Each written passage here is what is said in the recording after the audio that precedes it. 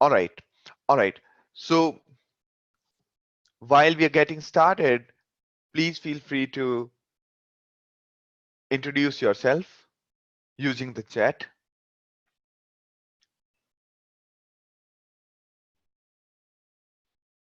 And for asking questions, please use the Q&A window.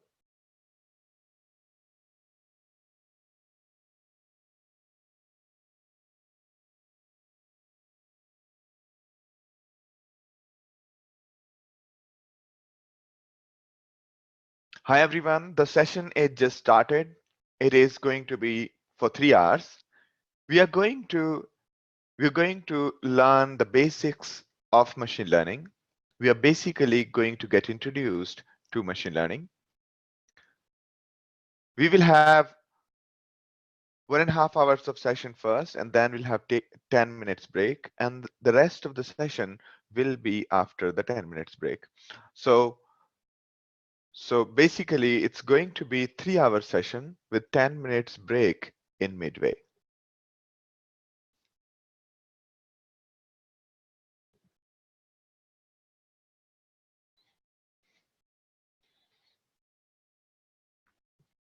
All right, use the Q&A window to ask questions, while you can use the chat window to convey short messages.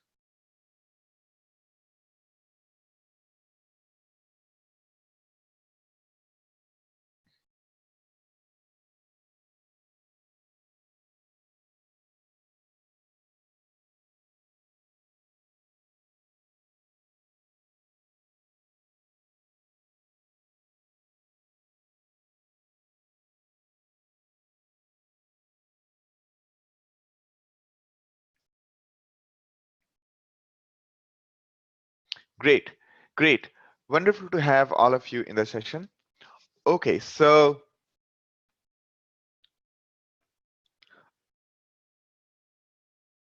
there are a lot of people joining, so that's why I'm delaying a bit. Okay, great, great. Again, welcome to the introduction to machine learning session.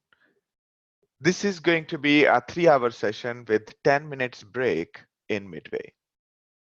All right, and the session is going to be fairly non-technical.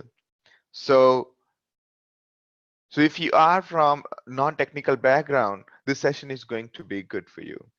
All right, so this session does not require a knowledge of a particular programming language. Neither does the session require you to know a particular operating system or big data. The session is good for anybody who is conversant with the basics of computing. Wonderful. Wonderful to have all of you in the session. Before we start, a question from Tanuja is, can non-programmers learn machine learning? Yes, you can. You'll be able to learn the basics of machine learning and can use the existing tool in order to do the machine learning. But having said that, I would strongly recommend that you go through our Python for machine learning course, and even non-programmers can learn programming. All right, I'm sure you will be able to learn it. It's extremely simple, and that would be good. A question from Srinivas, ML supporting Java. So we'll talk about this. Basically, machine learning is a way of programming. It's a certain set of algorithms. So they are available in Java, they're available in Python, they're available in almost all the languages. Great. Great to have your questions.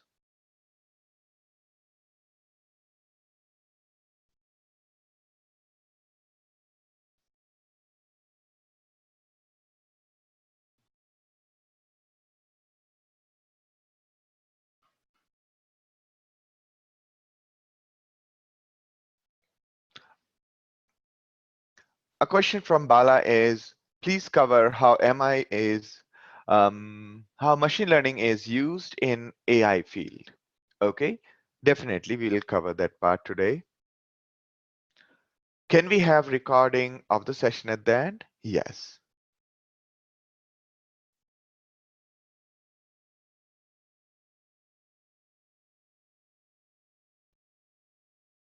A question from Rajesh. You were talking about Python for machine learning session. Is this session a continuity or a different from that session? This session is basically the continuity of our machine learning specialization.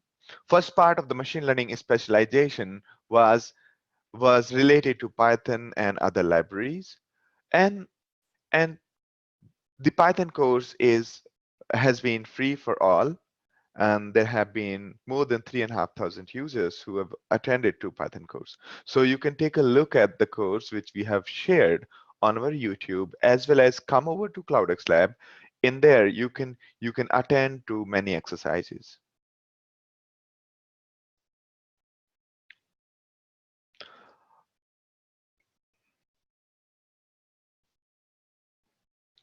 All right.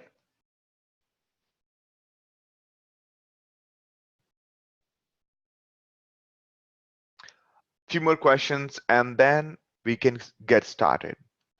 Okay. So a question from Arpit: how can a non-technical person learn about technical aspect of AI? Many business people know the business implication, but not sure how they can learn technology aspect itself. Good question. Good question. So the way a long time ago, when the computers were coming were very new to people. So people thought that only the scientists and engineers can use computers. But later on, it became for everybody. In the same way, all the machine learning algorithms will come as a software or as packages here and there, and then you'll be able to use them using usual visual interfaces, and hence,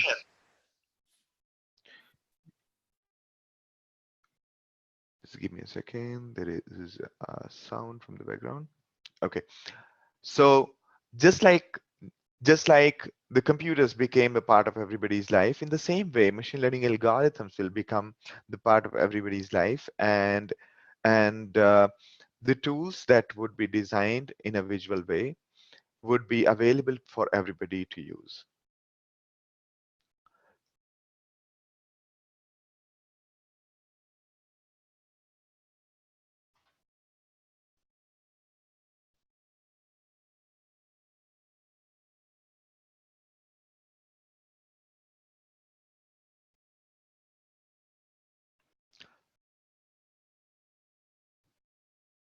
Wonderful, wonderful. There's a question from Gopinath.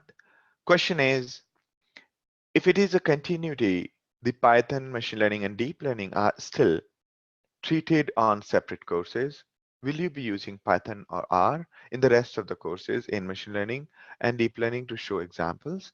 So yes, so we will be using Python mostly, and trust me, it's going to be completely okay, even for the people who are new to Python.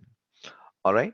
So yes, this is continuity, and so far we have learned Python, and those who will be joining the machine learning course, they can learn Python um, either using our YouTube videos, or we can do a quick catch-up session. All right, and and after machine learning, we will be having deep learning, because why we have kept them as separate courses, because there are many people who are already comfortable with Python or machine learning, uh, uh, so they can attend to the separate courses. So these are fairly standard modules. So we believe that some of it people are already comfortable with.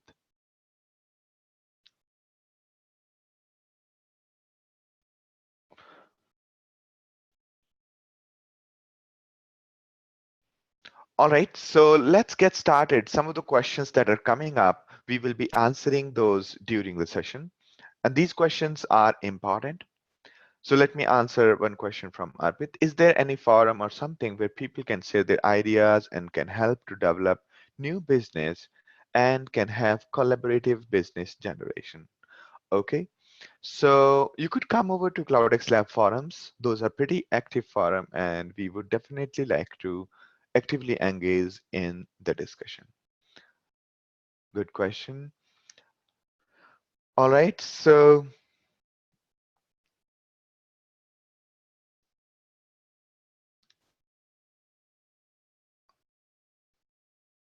all right, so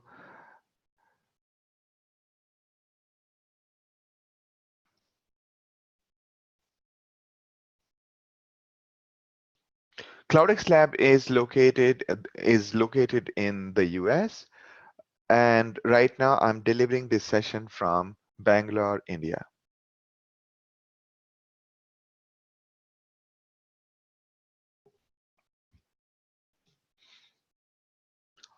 All right, great set of questions. Should I take a few more questions before we start?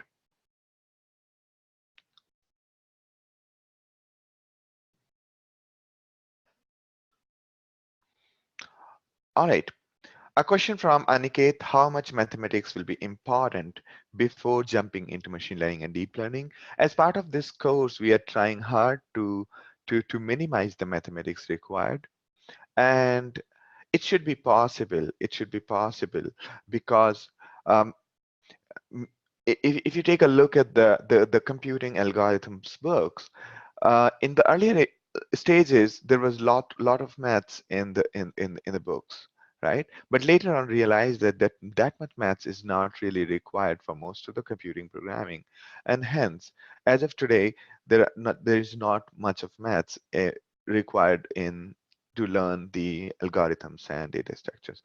So in the same way, as of today, a lot of courses actually have a lot of maths in the machine learning. But what we have planned is if there is a maths involved at any point and it is inevitable to learn that part, then we will try to teach it in the class. Okay.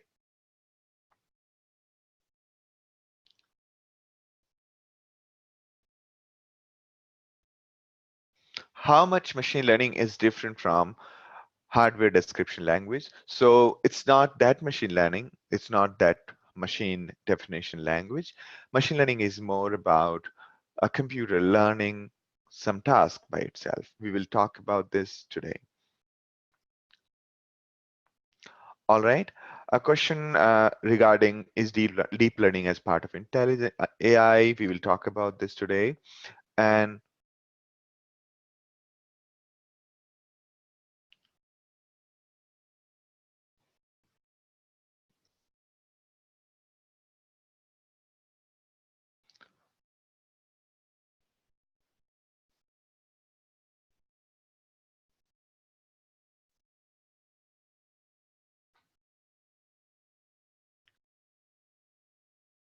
a question from Kenji.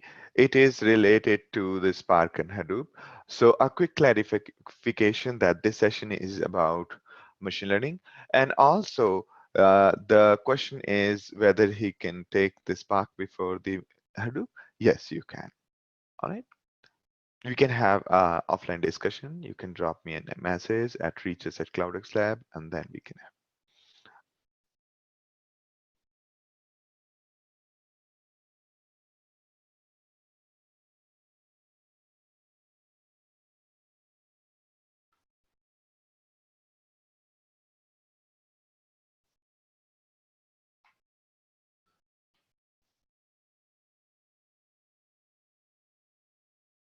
A question from Sweta: do you think it's important for the person who knows BI tool like Informatica to know ML and AI? Yes. In very simple words, yes.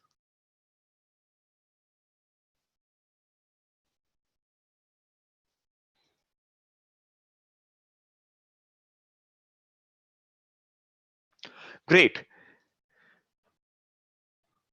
So, all right. All right. There are quite a few questions.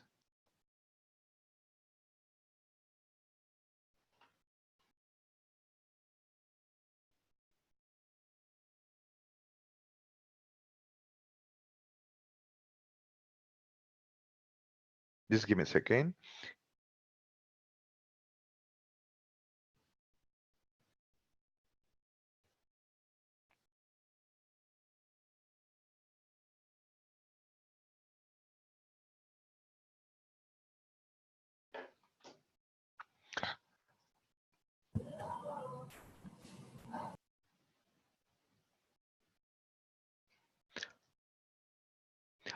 Noor, we will be discussing this today. All right.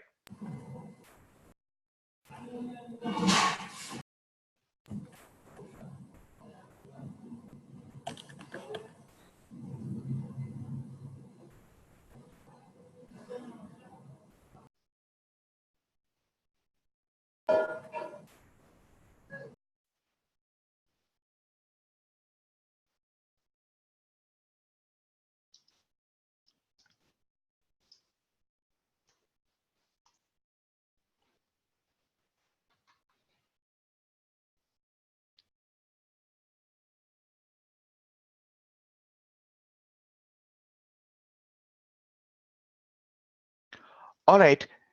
Great. So let's get started. All right. Most of your questions that are being asked right now will be answered during the session as we go ahead. So let's get started, and I will be covering the questions after a while again. All right. So welcome to the introduction to machine learning session. This machine learning session is for all. It's a generic session. We are not going to talk about too much technology. And this is going to be around 3 hours. We've already covered 19 minutes. So it's going to be 3 hours minus 19 minutes. And we'll have a 10 minutes break towards the midway. All right. So before we jump into the machine learning part, so let me introduce CloudxLab. So at CloudxLab, we are making learning fun and for life. And how are we doing that? By the way of live sessions, by videos, and by quizzes, questions in our learning management system, along with hands-on and projects and case studies. And all of this based on real life use cases. So something that is unique about us is automated hands-on assessments. So basically you learn by doing.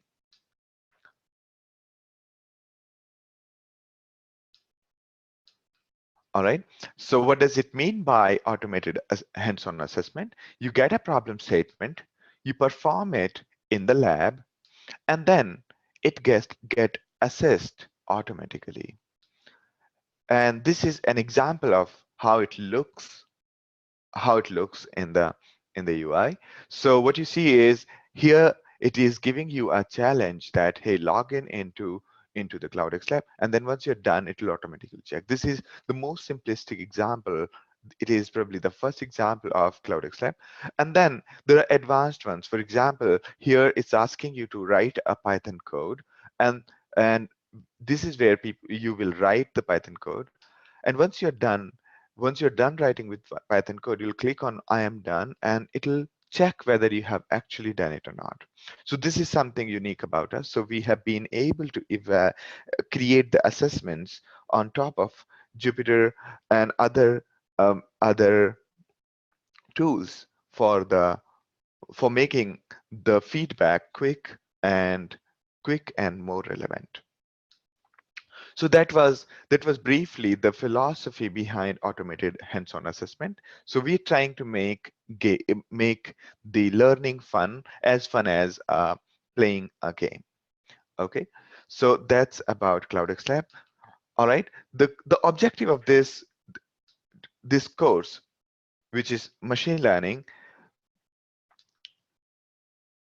Okay, so the objective of today's session is to introduce you to machine learning along with AI. And this is the first session of our course on machine learning. And this course is part of the machine learning specialization, which includes deep learning and Python foundation. All right, so we will be using these tools during this course, scikit-learn and rest of the Python stack. All right, so let us first try to understand what is machine learning. It's a field of study that gives computers the ability to learn without being explicitly programmed. Okay, the sentence was given by Arthur Samuel, who who was who had done a marvelous work in the field of machine learning, and he built the first checkers program which automatically learned to play checkers.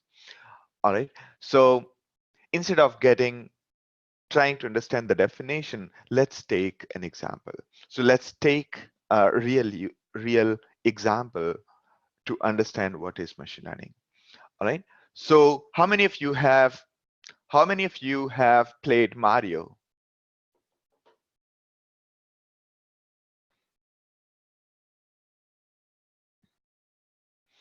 Great, great,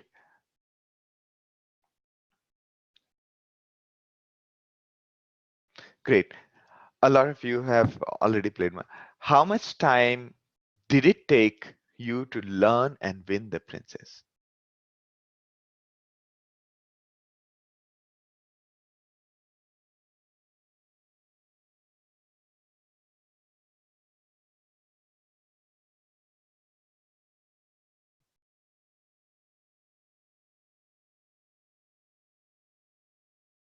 How much time did it take you to learn and win the princess? Oh, nobody got the princess. All right. Now, question to all of you is, did anybody teach you how to play Mario? Wow. Pradeep has won the as in won the princess in 2 days. Wonderful. And did anybody teach you? So all of you learned it by doing, right? Learned it by yourself. Now, do you think it can be automated?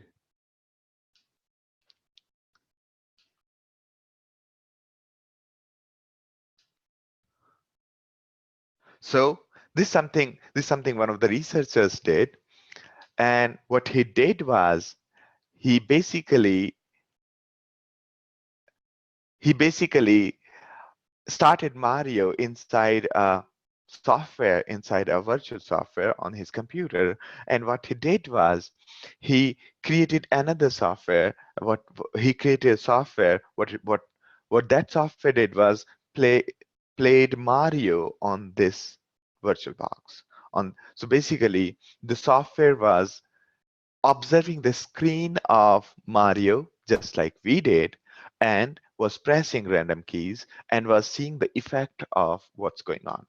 Okay, so so program learns to play Mario and by the way of observing the games and pressing the random keys. The only thing we taught or the researcher did was the only thing he did was he tried to maximize only thing he coded was that this is where the screen is, and this is how you press the keys, and this is where the score this is where the score is displayed. So the program knew where is the score on the screen. Program knew how to press the keys, and there is a screen on which the output comes. So so program kept on learning by itself. Here is a video showing that. So in the beginning, program was pressing random keys and was not going anywhere. You can see that Mario is stuck and not going anywhere, and Mario dies of old age. And after a while, after more and more learning by itself, it has started moving better. It has started moving better. For some reason, it's basically facing backwards. It figures out that there is no need of facing forward, and it is doing really well. Uh, now, now further, as it as it learns more and more, it's able to play wonderfully well. Now you can see that it has started to learn how to jump these hurdles, and also figured out that when it jumps on a Goomba, it gets the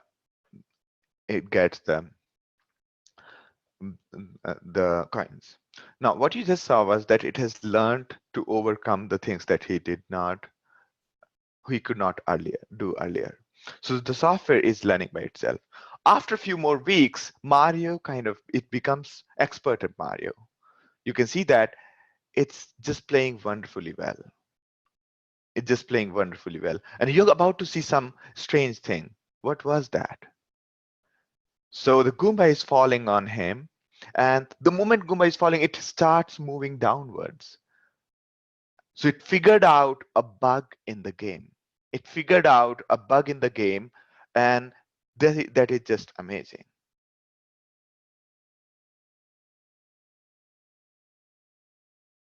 And this is another bug it's exploiting. It figured out that you can actually avoid falling. Now, this is another sign of intelligence. At other game, one of the game was Tetris, and it could not do better at Tetris. So what it kept on doing was it kept on pausing the game. It kept on pausing the game.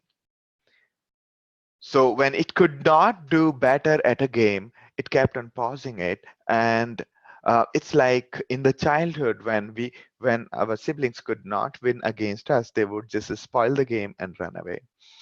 Here, it's a similar sign of intelligence. Even though if you look at from the technical perspective, what program was trying to do is program was trying to maximize its score. And since it had no move left and could not move any further, what it did was it paused the game, because that was the best way to retain the score. This was the best way to retain score, because if the program moves one more step, the it will lose. Therefore, it kept on pausing the game. All right. So this is the this is the example of what is machine learning. So this software, this program kept on pressing random keys and kept on trying all possibilities and observing the screen and the score. And it figured out the whole game by itself. If if somebody programmed this Mario, they will write these rules about gravity, about collision, about physics engine, and a whole lot. Here, the amazing part is that the program figured out bugs in the game which we never knew. The bugs like when you bugs as in the errors or the mistake or the cheating, the way it could cheat at places. Here, the one which I was showing you. So at this point,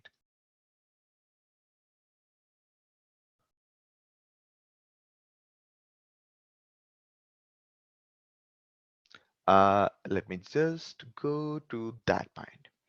All right. So you can see that at this point, this particular bug, what you see is this is something amazing it figured out. This we'll never have programmed it for, right? So basically, program is, now let's go back to the definition. It will make more sense to you now. Okay, it'll make more sense to you. I'm going back to the definition. It's a field of study that gives computers the ability to learn without being explicitly programmed. Does it make sense to you now? Yes, Naval. The computer itself is trying to figure out.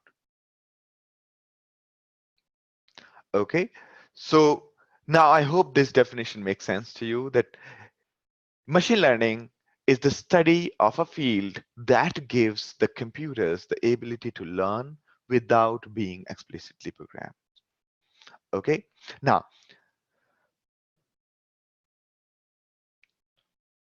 all right, so the program learned to play Mario and several other games without any programming. Now, question to all of you, if this program has to learn to play Pac-Man, do we have to write new rules as per the game, or we just have to hook it to another game and let it play for a while? Too, right? So we don't have to write new rules for the game because we are not teaching this program, we're not teaching the program how to play a game, right? We are letting the program learn to play the game by itself. And of course, it would take some time to learn to play such kind of a game. It has taken couple of weeks of heavy computing for the Mario to play really well. All right, so great. Now imagine doing the same for life. Doing the same for life and solving the life's problems, right? Gather data and automatically solve problems.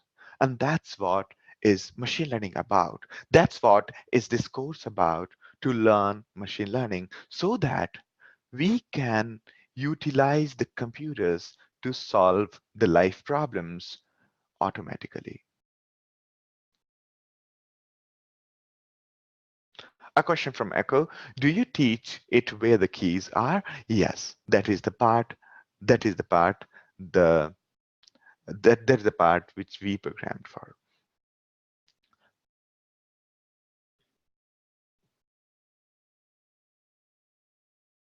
All right,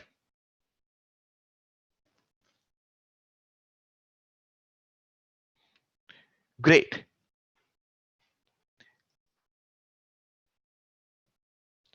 Okay, so going back now, imagine doing the same thing for life, to gather data and automatically solve the problems. And that's what this course is about. And it is already happening. It is already happening. These are machine learning tsunami as of today. There are many more applications coming up, and many more people are trying to design systems which can help you solve the problem. And they're trying to solve the problems using machine learning in one way or another. We'll take more examples as we go ahead. And one of the cases is self-driving cars.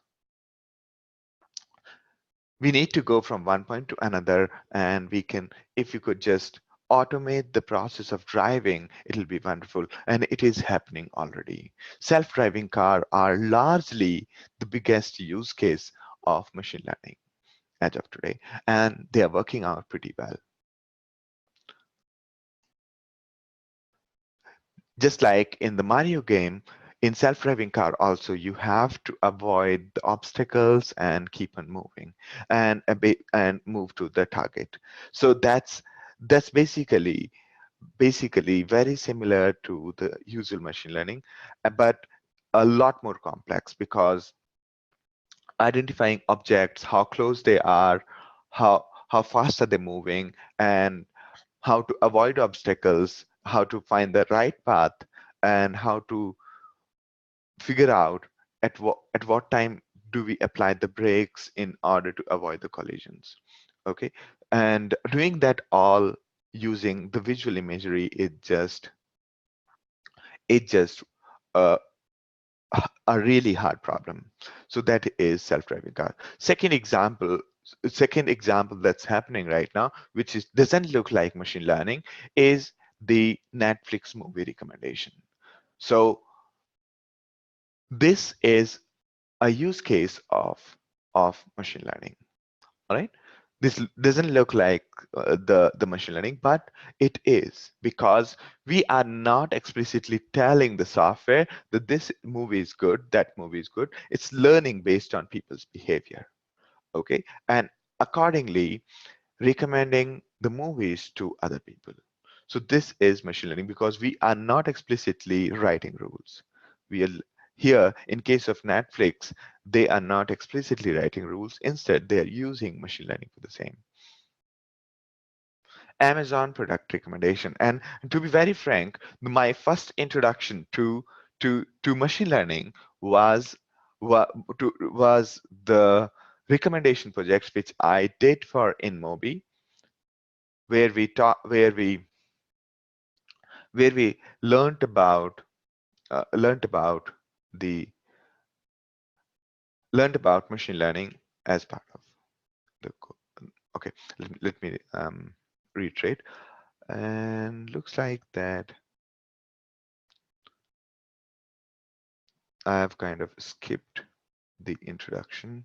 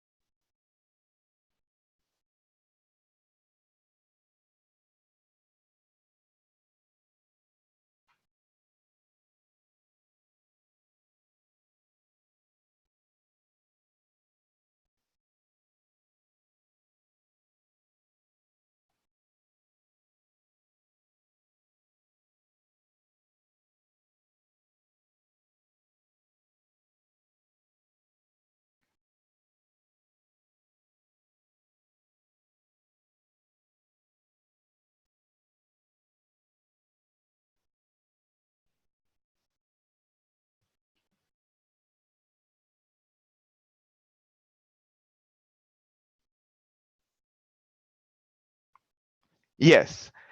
All right. So great. Great. So so far we talked about the use case of machine learning and all right.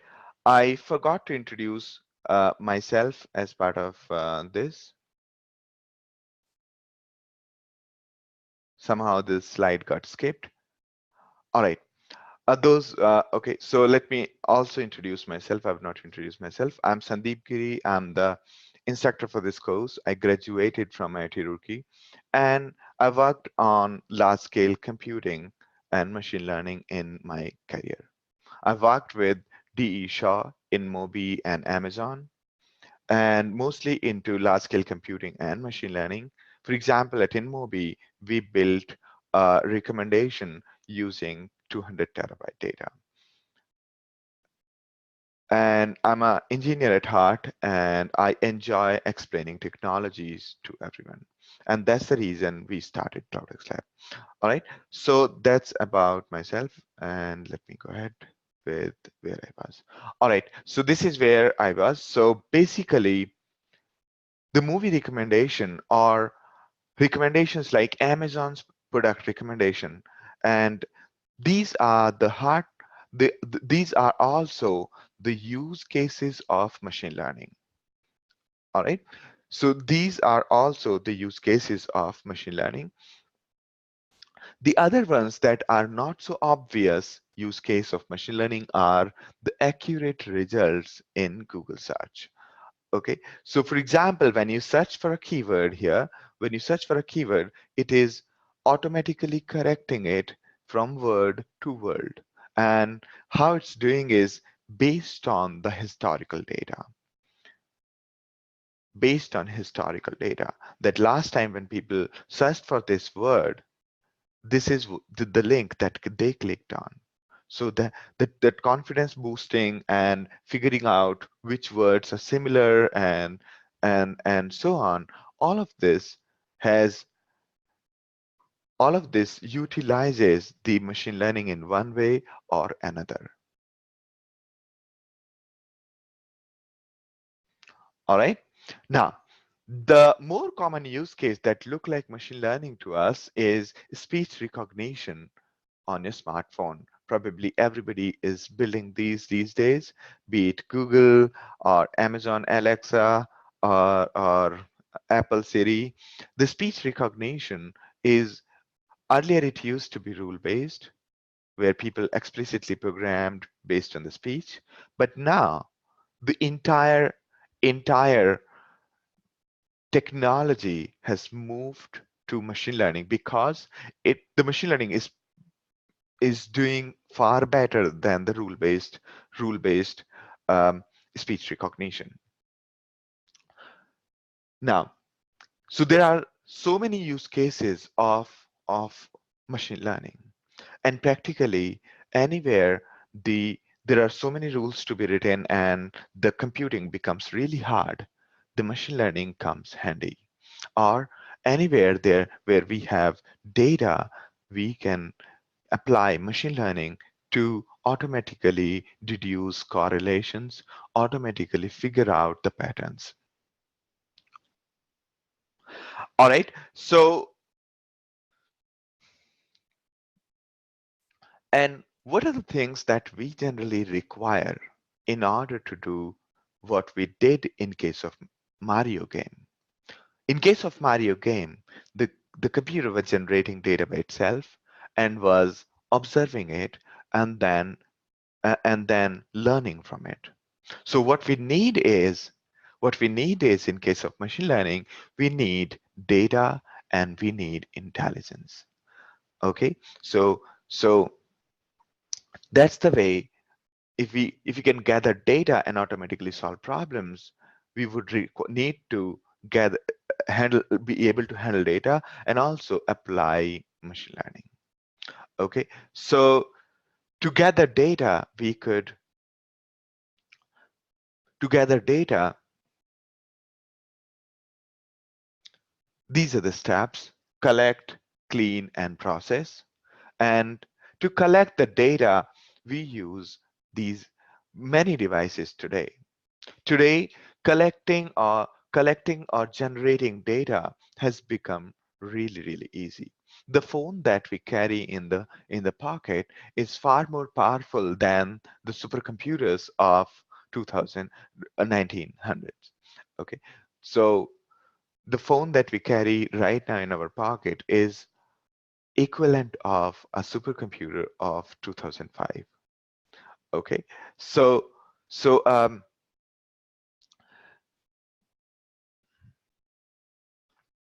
so basically, on one hand, the devices are becoming cheaper, faster, and smaller. On the other hand, the connectivity is improving and has improved a lot. As of today, we have Wi-Fi, we have 4G, we have NFC, we have GPS. And on one hand, the devices, the sensors, you see the IoT sensors all around, and even the air purifier that we just got has the entire thing. It has a full data stack. It measures temperature, humidity. It measures the dust in the air and then keeps on sending to your phone. Okay, so on one hand, the sensors, the devices are becoming cheaper, faster, and smaller. On the other hand, the ability to transfer that data has become really cheap, really fast. So so a combination of the two has taken us to a stage where we are able to transfer and generate a lot of data, and hence we would be able to apply machine learning on large scale. Now, when we say data and intelligence, so on one hand, we talked about to gather data, we need all kinds of IoT devices and connectivity. And regarding the process part, a lot of data will be handled using mostly the big data systems and big data systems or cloud-based systems. And the computing part, the hardware part can be done either using many computers today, that is called distributed computing, okay, or using many processors in a single machine. This can be done by two ways, either the multi-core, where you have memory and many processors together, or using the general purpose units, general purpose graphical units, which is GPU. The GPUs earlier were designed for they were designed for playing the games on your computer, right? We used to buy these graphics cards for or to watch movies, to to to play video games on the computer, high performance video games. And later on, the scientists figured out that a lot of machine learning works really well on GPU, so that has become the part of the intelligence stack, the machine learning stack. So on hardware side, there are two components on the hardware side. One is using many computers together in order to solve the problem, and other is the using the GPU or using multiple cores on your computer, right? So this is something I wanted to just cover briefly to give you an idea about what does it mean by parallel computing. Parallel computing is nothing but getting work done by many processors together, and or many computers together, and that can be done in two ways. One is connecting many computers together in a network and dividing your work amongst many computers, or using many processors on the same computer. Okay, this can be done by using multi-core or GPU, as in GPU, we call it GPU based computing. All right, so this is with respect to the hardware. So there are these basic terminologies like parallel computing. When you see them, you should not get scared. So parallel computing is nothing but getting work done on many computers. Distributed means parallel computing is getting work done parallelly. That parallelly can happen either by many computers or by same computer but having multiple processors in it. Multiple processors can happen if you have multiple cores in the same computer, or we use something called GPU. GPU is nothing but again many processors on the single board. Okay. All right. Another question that would keep on coming again and again, that when do we use these three kind of things? One is called multi-core, GPU, and distributed. Okay, meaning when do we use the graphics card? When do we use multiple core? This is something which we all have right now also. Like we have phones which have multiple cores in them. This is something which is expensive that you need to buy. And distributed means you have many computers connected. All right, so it's going a little bit technical. Don't worry, I'm going to, this is the only part that's a bit technical. Okay, it's an important part, so I wanted to cover this part. So we are talking about the intelligence stack. We'll talk about algorithms later. Let's talk about the hardware, the computer. Okay, so the computer does the computing, and either we can connect multiple processors together in the same computer, or we can connect multiple computers together to make it distributed computing. So if you have to handle, if your problem has humongous data, really huge data beyond 15 gigabytes or 20 gigabytes of data, then you generally go for distributed computing. And if if your data is small, but you need a really fast communication between the processors, you either go for multi-core or GPU. If you need if you need heavy machine learning work or a lot of graphics or maths, then you will go for GPU. And the tools are this. For Okay, for multi-core, all kinds of machines, whether all tools work for multi-core, while for GPU, these are the kind of tools that are available, and for distributed, these are the kind of tools available. Okay, All right, now let's talk about the different approaches.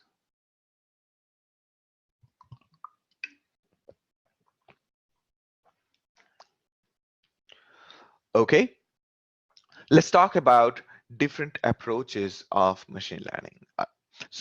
Different approaches to intelligence, traditional versus the machine learning way. Okay, so what we've talked about so far, we define machine learning, and now we are getting into the approach of solving problem. How does the traditional approach of solving problem versus the machine learning way of solving problem differs? Okay, imagine that we have to write a spam filter. What's a spam filter? In your inbox you get a lot of spam, right? You get a lot of spam.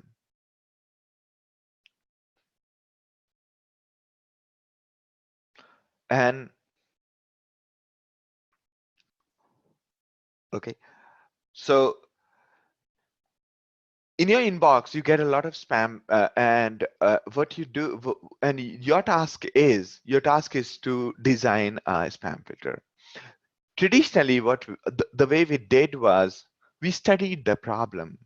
We figured out that the special words like for you, free, and you got these many dollars in your bank account, those kind of sentences were generally generally the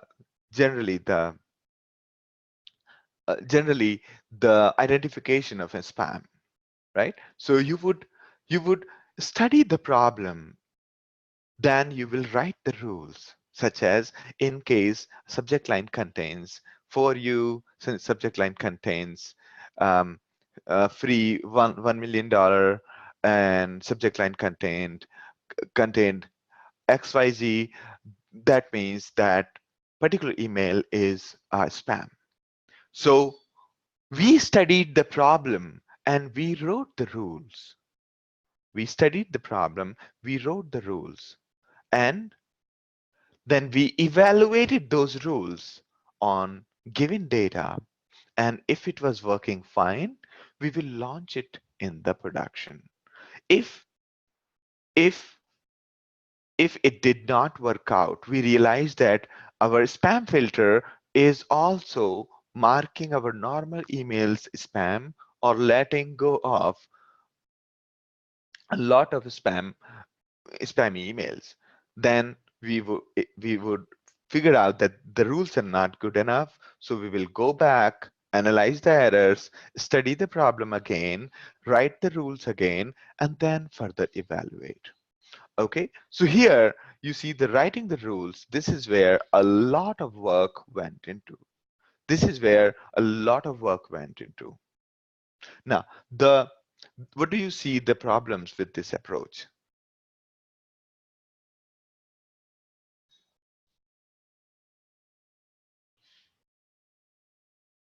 What do you see the problems with this approach?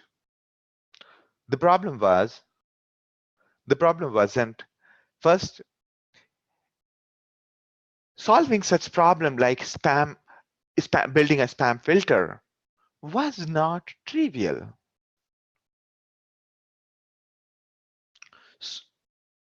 Very quickly, the problem becomes it becomes the program becomes a long list of complex rules.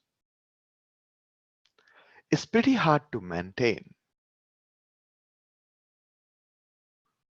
And if spammers notice that if spammers figure out what are your rules, then what would happen is, let's say you had created a rule that all the words that comes with the subject line for you are blocked, and spammers notice that, then all the emails containing those words will be blocked. Will as in, if the spammers notice that you are blocking those emails containing for you, then they will start using something else, right? Something else like for space u, and that way there will continuous war that will keep on going. Spammers will keep on uh, figuring out your rules, and you will keep on figuring out new ways people are spamming. So the war will keep on going, and the program will become complex and time consuming, and will not be was not sufficient. And this is where the machine learning approach comes into play. The machine learning approach is that you study the problem, okay?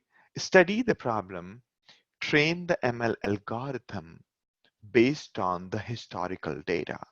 We have a historical data saying these emails are sure shot spam and these emails are not spam.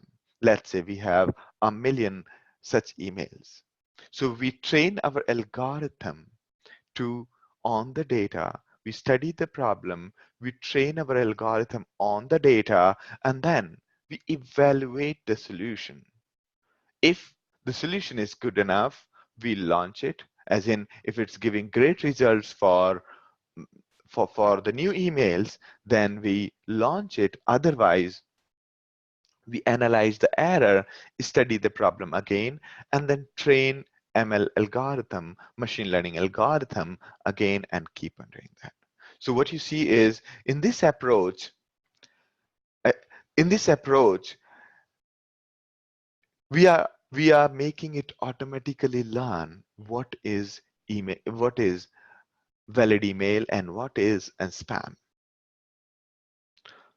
By by automatically detecting the frequent patterns of the words based on the data. The program will be much shorter, will be easy to maintain, and most likely it will be more accurate than traditional approach, which we saw in case of even playing Mario, that the program was able to learn, we were able to play Mario better than us.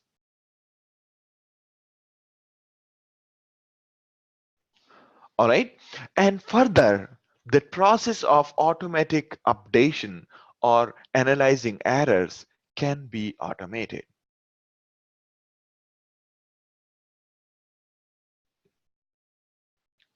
All right. It can be automated. Unlike traditional approach, machine learning techniques automatically notice that now the for you has become unusually frequent in spams flagged by users. So here, another angle is that we are getting the feedback or the data from our users of email. So as people are flagging the emails, the machine learning algorithm is automatically learning new set of spam emails. And this way, it will start flagging them without our intervention. So this whole loop will become automated. Okay, we launch it. We basically we start here. We start here from here. Okay, so we update the data.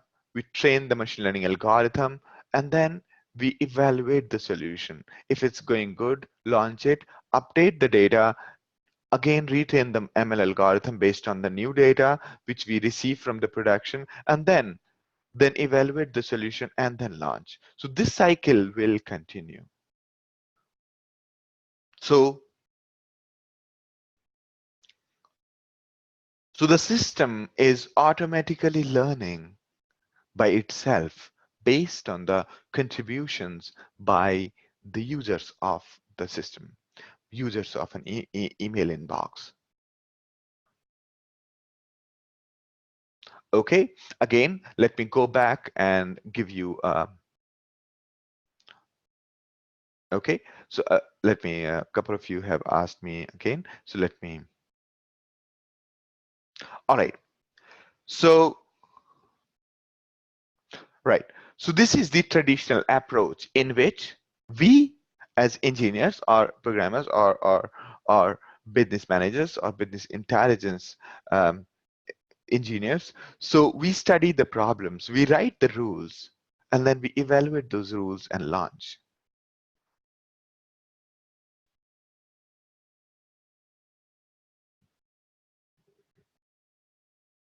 So here, programming is nothing but writing rules. Okay, writing rules that if such and such word exists in the body, such and such word exists in the subject line, then then then mark it as spam. If the sender is this, then mark it as non-spam, and so on.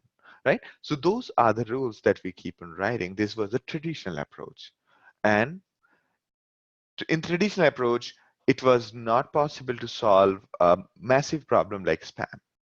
So machine learning approach is that we study the problem, we train the machine learning algorithm, and we take the data. We basically take the existing data which says that these are 1 million emails which are not spam, and these are 1 million emails which are spam, and based on that we train our machine learning algorithm, and then we evaluate our solution and launch.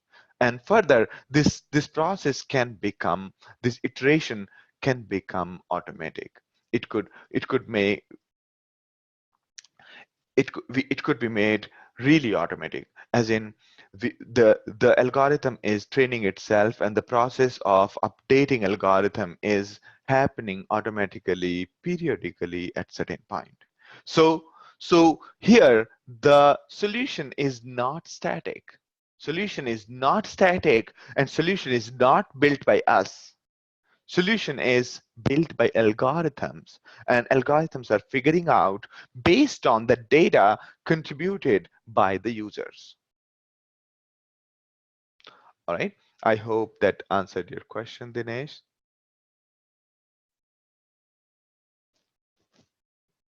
A question from Kenji is the training of ML algo based on set of rules even though it's not static? Okay. So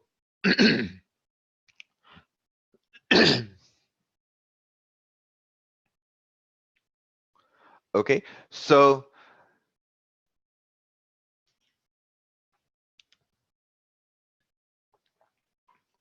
yes, of course, the machine learning itself is basically nothing but a program. Machine learning algorithms are basically programs and hence set of rules.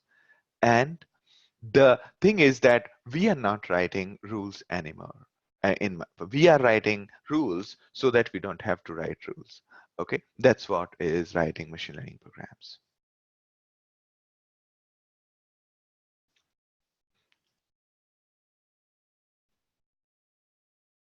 A question from Huey is that if there is a pressing issue that must be solved quickly, how fast the ML can solve the problem? It's really hard to answer that, but if you design your system such that the issues that occur, and you can predict that these kind of issues would happen in production, then you could design the system upfront to cater to such issues. Okay, but machine learning, as you can see here, is what we require in this case is what you require in this case is the data. The data, the data is required in this case, and and of course we need. So if you see that there would be a time that is required to study the problem, but it will be far less than what it takes to write the rules. Okay, and then there's a time required to train ML algorithm and hence. Okay, so the overall time to solve a problem would reduce drastically and would be far more stable if we have some amount of data. All right. I hope I was able to answer your question.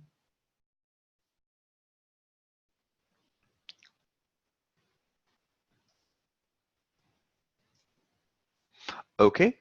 Sweta, I missed your which last sentence you're talking about.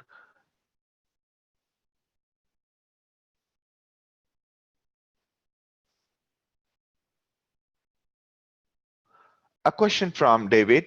How many data points are usually needed for a robust solution to most ML problem?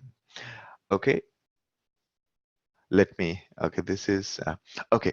A question from David is, how many data points are usually needed for a robust solution to most ML problem?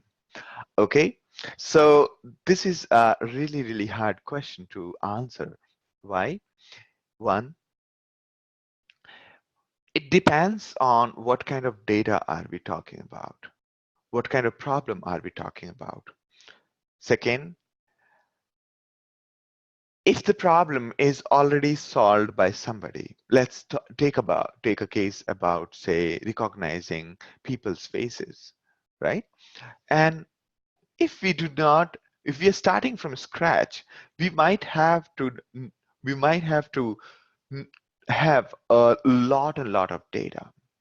But if somebody has already worked on that data and has recognized objects, for example, not the faces, recognized object already. So if we use their data, their data, and further build our machine learning solution, it'll require less number of records.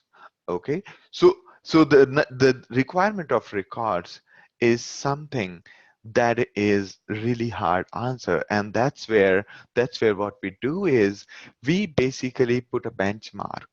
We say that our benchmark is this much, the accuracy is this much, the target benchmark is this much. So we will we basically figure out based on that these many records are giving us great results. And it is surprisingly, I mean, in these days, the newer algorithms are far more efficient and require far less number of records. And this is the holy grail of the machine learning part, that the most of the algorithms are trying, basically an algorithm is better than the another one if they require lesser number of data points to give better results. Okay, so it's really hard to answer that question. So for example, in case of the problems that I saw in past at InMobi, we needed humongous data. We needed billions of records in order to give great recommendations. Okay, and the good part was that in our case, the more data resulted in better results. Okay, wow,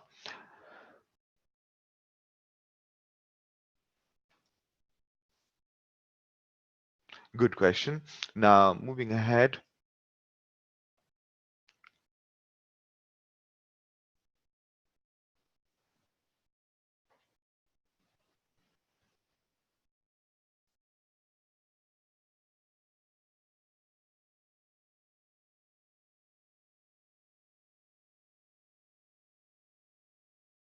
Okay, let me take a few more questions, and then we will move ahead. Okay, all right. So, okay, let me just complete this part and then I'll take questions. So what we learned is uh, that the machine learning approaches to solve problems lead to better results and and are less time consuming. Also, machine learning approaches can help us learn. ML algorithms can be inspected to see what they have learned. Okay, so it's not that the machine learning algorithms are complete black box. They're not black box. Okay, the the learning that we call are nothing but a set of numbers, right? We can always inspect an algorithm to see what they have learned so far. So, for example, a spam filter after enough training will be able to reveal combination of words that it believes are best predictors of spam. It may also reveal unsuspected correlation or a new trend. and lead to a better understanding of the problems for us. So it can help us understand the world better. So we can study the problem, train the ML algorithm, we find the solution which is working great, then we inspect the solution and we get these key insights which help us understand the problem better and check if we need to iterate further to give the results. Okay, so machine learning is not a complete black box. Also, it helps us in learning the problem better.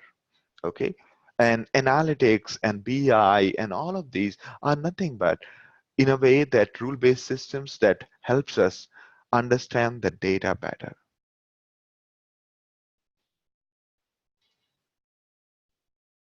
All right, before we jump into AI, we would like to answer your questions.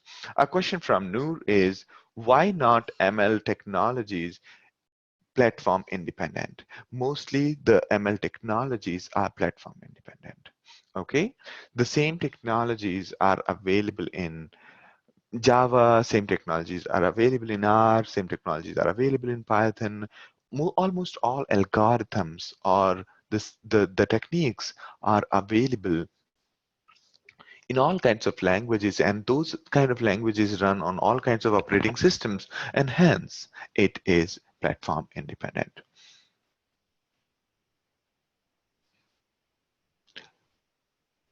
A question from Kausal is, I can still see limitations as we only have to tell computers what parameters to track. How can program find dynamically in terms of new parameters or variables? A very good question. So let me rephrase Kausal's question. Kausal's question is that we still have to work a lot on defining parameters. For example, while we were showing you the Mario game, right? I was showing you that Mario game, the program is trying to learn how to play Mario by pressing keys and observing what's going on the screen, and also observing whether the score is going up or down. A question is that location in the memory where the score is kept. The location in the memory where the score is kept, we have to train by ourselves. Now, the amazing part is that the researcher did the interesting part there. He used machine learning to figure out where the score is kept. He basically observed the behavior of the screen and then figured out that this is the point which looks like this is the memory memory place where it is keeping the score because that's the only thing that's increasing. So those parts as well, a lot of parameter figuring out is also done using machine learning in many ways. Okay, so this is an interesting phase where when we are trying to solve a machine learning problem, the parameters, the other input data, and all kind of churning, there we can still use machine learning, and that's where the machine learning pipeline comes into picture. Very good question. Now, a question is uh, from Kenji. So you write an initial set of rules that allow ML to gather data, write its own rules, implement and rewrite its own rules as it continuously receive data. Yes, that's the way it is.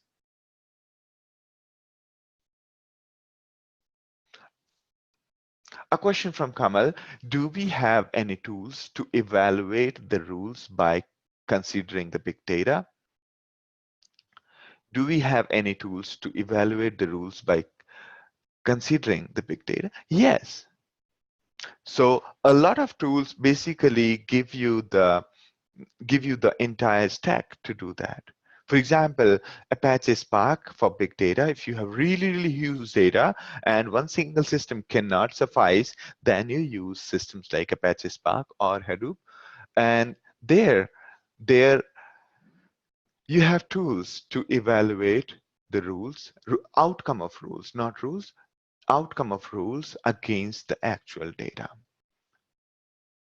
All right, let me answer a few more questions. Question from Gopinath: how does machine learning algorithms correct for bias in terms of use cases such as criminal justice and court cases? Okay, so most of it is done based on either. So the bias in any case would happen when there is not enough data, right? If there's enough data available, it will take care of the biases. Okay, so machine learning algorithms are generally based on data, and the approach is based on data such that it can take care of the outliers. Okay, so that's how it would take care. Good question.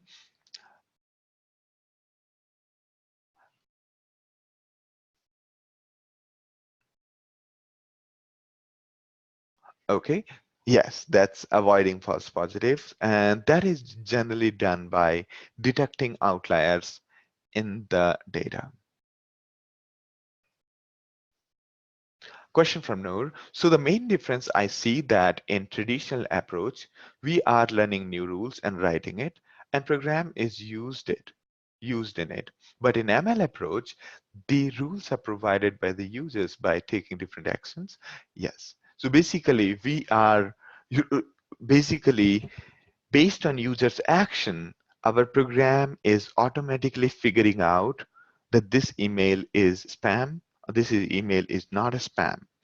And somewhere in midway, if somebody has done similar things, that will also be detected. So when user is reporting that a particular email is spam, that doesn't mean that only that kind of email will be considered as spam. It will also figure out that there are 5,000 emails which are also very similar in this nature because it has the similar word frequencies, similar character frequencies, and similar casing of the characters in the email. So it'll figure out all those parts. Okay. Yes, go ahead, Kenji.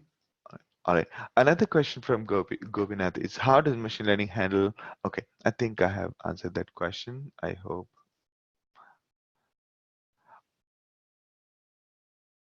All right, good. Or should I answer the question that are being asked recently first? A question from Kausal: how will we how modeling will be different for different use cases? How modeling will be different in different use cases? Basically, the modeling is exactly where the role of engineers or programmers or the people who are trying to build a machine learning solution comes into play. So modeling will have to be done by individuals. We will have to observe that.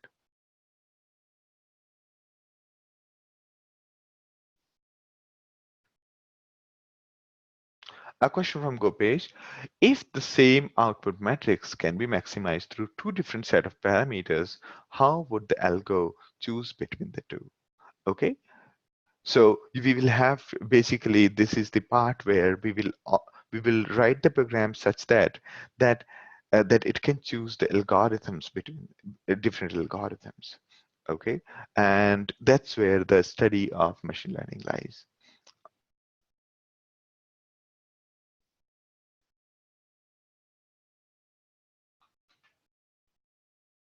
A question from Bala: in the spam filter example, brief a bit of on ways to gather the data and how many features other than email ID are useful for prediction.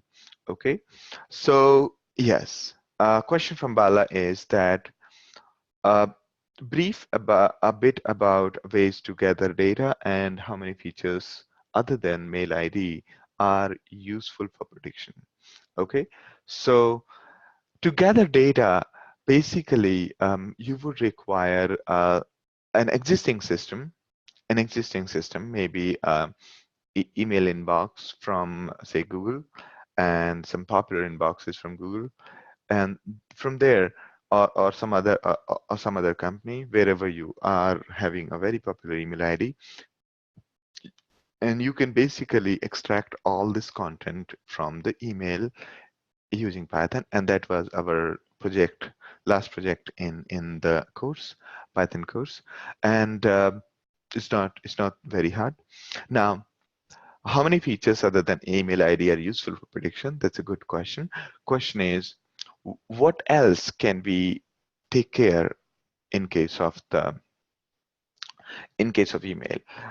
What can we consider as a parameter? The first one is, there are many more parameters, and we learn this part more details during the course, that what else can we make as parameter. So the parameter could be the word frequency. We can create a huge array containing the word frequencies. Okay, and once the word frequencies are most common thing to do in case of emails. The second common thing could be the incorrect grammar or casing or images, the whether it's linking to images or the domains that are being linked from the email. Okay, so there are many more examples, many more parameters than we think in an email that can trigger or predict what is more important, what is the common between the various spams. So it's not only the email ID, but subject line, the body, the text in the body, the link it is pointing to, and so on. Okay, and the, like for example, link, it would automatically figure out that this link, based on the word frequencies, that this link is something that is causing a lot of problem. Okay, so yes. All right.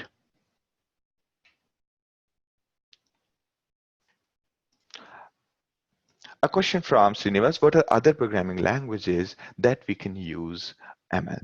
Okay, I'd like to answer this question briefly. So earlier, what we used to think was, earlier, if you look at the history, we used to think that somewhere it's the programming language that can solve the machine learning problems, right? And therefore, the programming languages like Lisp were designed in that way. Lisp was designed in that way that it could modify itself. There was a programming language called LISP. P for last P is last P for parrot, not T for table. So okay, so the programming languages were designed. We thought that it is the design of a programming language that mattered. Okay, so that's why these programming languages like Lisp were designed. But soon enough, um, after it failed, it did not work out. It, we realized that it's not the programming languages, instead it's the algorithms. Okay, so answering to Srinivas's question, so you can, as of today, you can use many languages for machine learning, be it Python, be it Java, be it Scala, be it R, be it Ruby, and so on. Okay, be it any other. Two reasons. One, almost every library is made available. So machine learning is nothing but bunch of algorithms, bunch of software, right? And most of this is available in almost every programming language. Second, in case it's not available, you can always make a call to it. You can always call programs written in other language in other programming language. Okay.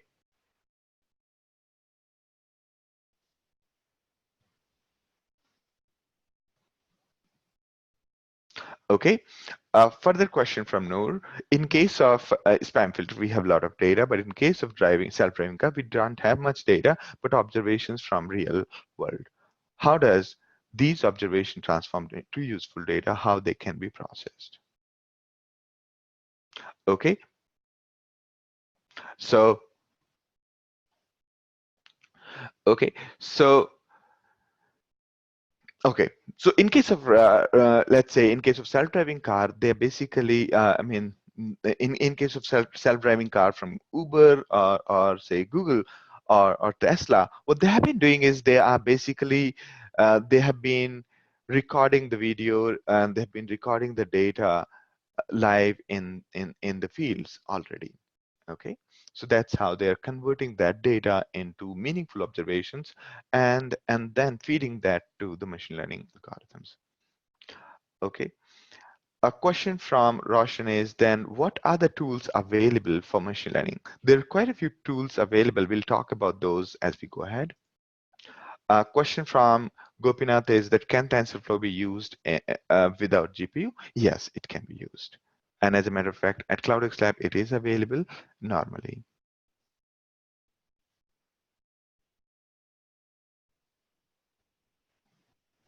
Okay, question from Tanuja is, you were speaking about training the machine learning.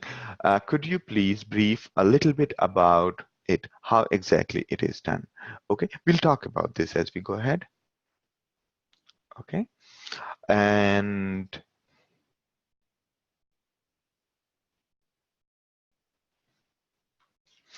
a question from Pankaj is that the quality of data depends on the maturity of process actions and resources available to have them capture. What stage ML consideration apply? Good, good. So once you have started capturing data and you have some amount of data, then it is the right time to start working on machine learning algorithms in order to come out with the with ideas and with better implementations. For example, at InMobi, the when we were building recommended, I'll take the example again. The idea was that we will record all the data from day zero. That was wonderful thing that people did in case of Amazon. Sorry, in case of InMobi, they recorded every data. They kept it available instead of just deleting the historical data of the users. They kept it, and our task was to engage the users, and to engage the users we needed to build a product. Now the such kind of objectives are very vague, that and these are interesting example. So what we did was we basically figured out that we could we could suggest users we could suggest users some apps or games to play, and that we were able to do it because we were capturing data. So the first step to move to machine learning in an organization is to start capturing data or figure out if we can utilize some third-party data.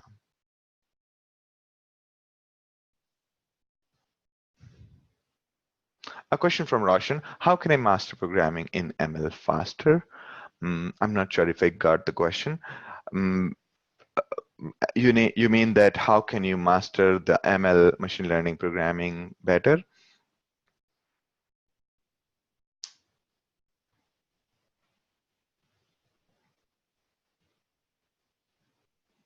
Okay. A way would be that easier answer is that you attend to the course, and the harder answer is that you study a couple of books. I'll be giving you the details. All right, great, great. A question from Srinivas: shall we use big data for maintaining large amount of data in ML? So we do use the big data systems for storing humongous data, which can be utilized for machine learning. Big data systems means either using Amazon, Google, or using your own Hadoop instances or similar file systems. Okay, but that's not mandatory. You'll be amazed at the fact that even the data stored in the normal file system can be utilized for machine learning.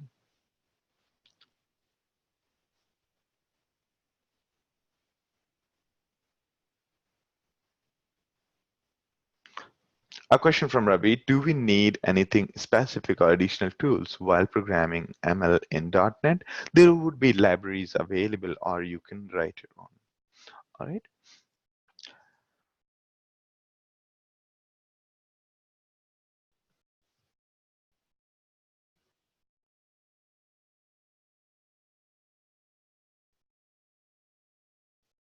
A question from Kenji, is Hadoop, Spark, Scala considered ML in its own right? Correct. So Hadoop, Spark, so Scala is just another programming language. So Hadoop and Spark are the platforms. They have rewritten most of the algorithms so that they can run on many computers.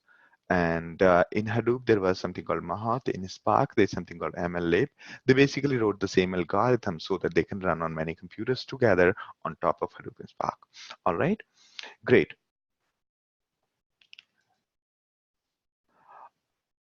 All right, let's start. Let's start with further discussion. I think, okay, I think your questions will be answered. The rest of the questions would be answered as we go ahead in the session, or somebody could answer from, will be answering by chat. Okay, so those are good questions.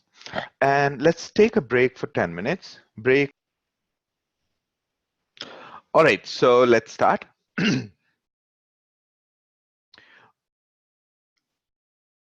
All right, so sure, we'll be sharing the presentation and the recording with all of you. And okay, so let's go ahead and I think your questions will be answered to, by the end of the session. Okay, so great, great, wonderful. And it's important, see these sessions, the one that we are running here, are basically, these sessions are meant for getting your questions answered. Okay, these are meant for getting your questions answered. I can take maybe extra time to answer your questions. Okay, so do not worry. It's more important to get the question answered, get the understanding better, and trust me, this is the only time that we are that you know, we may not be, I may not be able to answer your question, but during our normal course, the course that we run, we tend to answer almost every question. I personally believe that no question should go unanswered, no matter how easy or how naive it looks. But we should not, I tend not to skip any question. All right. Just that in today's session, there are quite a few listeners, and we have to, you know, we have to answer all the questions. It might take a little bit more time. Okay, so we would be answering your questions, some of your questions via text, and some of the questions I would answer via voice. All right, so let's go ahead with the AI part. I think most of your questions will be answered by automatically during the session. Your questions are the questions which are something that I foresee that will automatically get answered. I am moving ahead with that. All right, great, great. All right, so now the another term that has been very popular recently is AI. Although it's not a new term, it is pretty old. We it has been the term has been there probably since ages. I'll talk about that. Okay, so the term is AI. AI is artificial intelligence, the intelligence exhibited by machines. That is the definition of the term. Okay, but it seems that we tend to confuse AI with every other computing. Okay, so let's just go over the definition of term and try to understand the meaning of AI. So what is AI? AI is theory and development of computer systems to perform tasks that require human intelligence, okay, such as visual perception, speech recognition, decision making, and translation between various languages. AI has been there in the minds of people for very, very long time. Even in the mythology, there are some form of mechanical man, such as Talos from Greek mythology. In fiction movies, we have Mary Shelley's Frankenstein, and we we humans are fascinated by the idea of creating things which can behave like human, and this we have been trying to do all the time. Okay, so when we say AI, it essentially means something that shows the intelligence shown by humans. Okay, because the definition of the term intelligence is as per the human intelligence. Now, the term was officially coined by John McCarthy. He was conducting a workshop at Dartmouth College in New Hampshire, and the term was coined along with Marvin Minsky, Claude Shannon, and Nathaniel Rochester.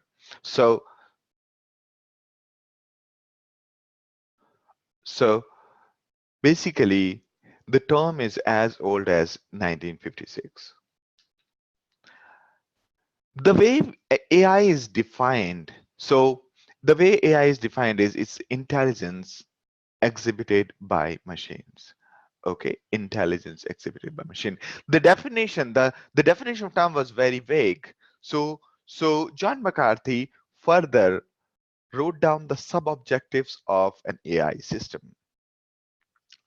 And these were the 5 objectives which he said that if a system is able to do all of this or any of this partially, we will call it artificially intelligent, or we'll call it that we have achieved artificial intelligence. So first was, so basically these or any of these is the sub-objective of AI are these. Okay, so the AI, the artificial intelligence, is defined in terms of objective, whether a system is able to achieve this or not.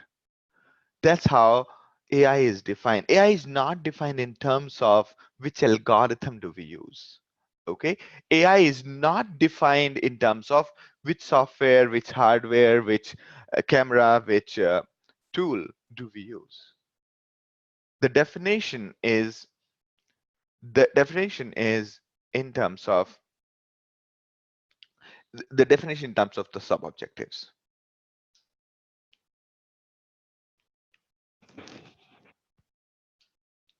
All right, so the first one is to represent knowledge. Represent knowledge, this one here.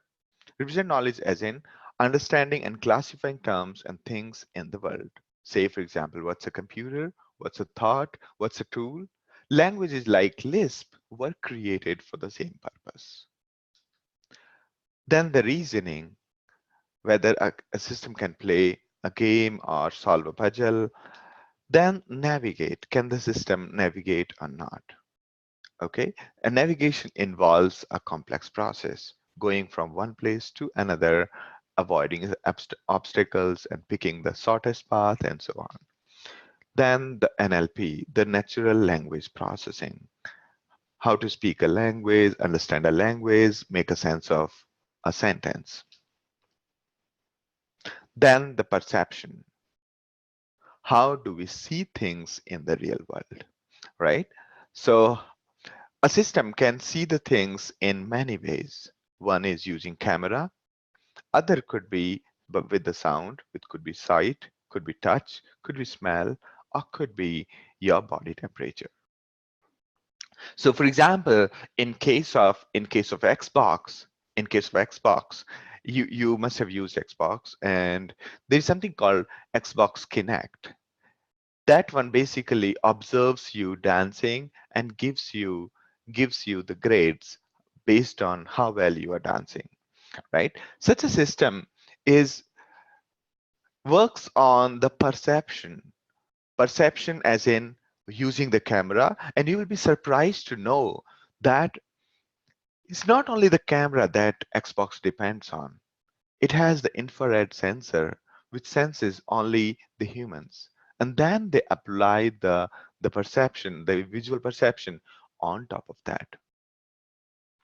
So perception means perceiving things around. Now the term called generalized intelligence. Generalized intelligence was that if we are able to achieve the hypothesis was, and it has been true, that if a system is able to achieve the sub-objectives of AI, the previous one that we have talked about, then it would be able to show the generalized intelligence. The generalized intelligence, the way we perceive intelligence, is in terms of emotional intelligence, creativity, reasoning, intuition, right? If you noticed that when our program paused Mario in the beginning, in the end, when it could not win in Tetris, and it kept on pausing it, it was essentially showing kind of emotional intelligence. So once a system can can achieve the other character trait as laid down by sub-objectives of AI, then the system would be able to show a generalized intelligence. Now, the now the second part is how to achieve AI. Achieving AI requires many things. Requires many things. Some part of AI could be based on robotics. Some part of the AI could be achieved with domain-specific languages or rule-based systems. But the machine learning and deep learning algorithms and techniques are designed solely for artificial intelligence. Okay? So machine learning is set of algorithms that are designed for AI to be able to infer logic from the data, as well as the deep learning techniques, which are part of the machine learning, are basically designed for AI. I hope this diagram makes sense to you.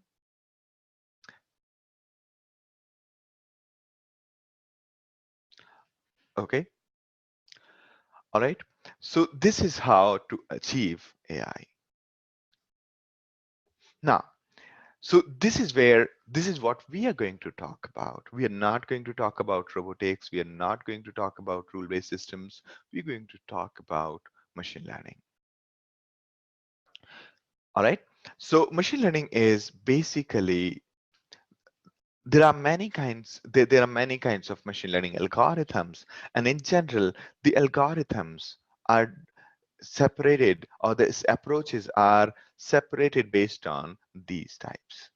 Okay, so first categorization is based on supervision. Second categorization of machine learning is based on whether incremental or doing entirely from the beginning. Third one is how well they generalize. Okay, so the machine learning types, these are types of machine learning.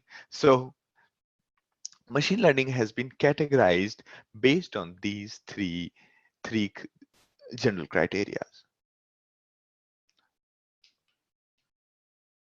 So let's talk about first one, the human supervision. Human supervision as in, so, okay.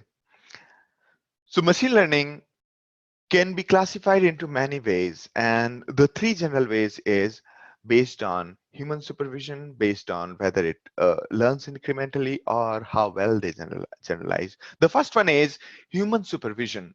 Based on human supervision, the machine learning has been classified into three buckets: supervised, unsupervised, and reinforcement machine learning. Okay, supervised, unsupervised, and reinforcement machine learning. So supervised machine learning is whether or not models are trained with human supervision, meaning there is a teacher involved. Somebody tells this is good, this is bad, this is right, this is wrong, this is spam, this is email. If you have this kind of problem, that means it's a supervised machine learning problem. Or you can say that my machine learning problem is supervised machine learning. All right.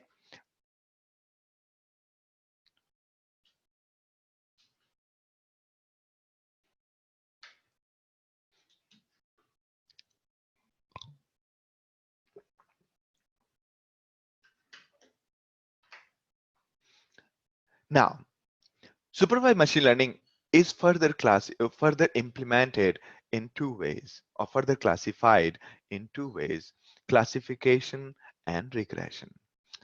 Let's try to understand. So supervised machine learning, let's take the case of classification. Classification means classifying things into various buckets. Classifying things into various buckets. For example, in case of spam filter, we were classifying emails into spam or not spam. So the training data we feed to the algorithm includes desired solutions called labels. So in classification, we expect that the algorithm will put the right labels on the data.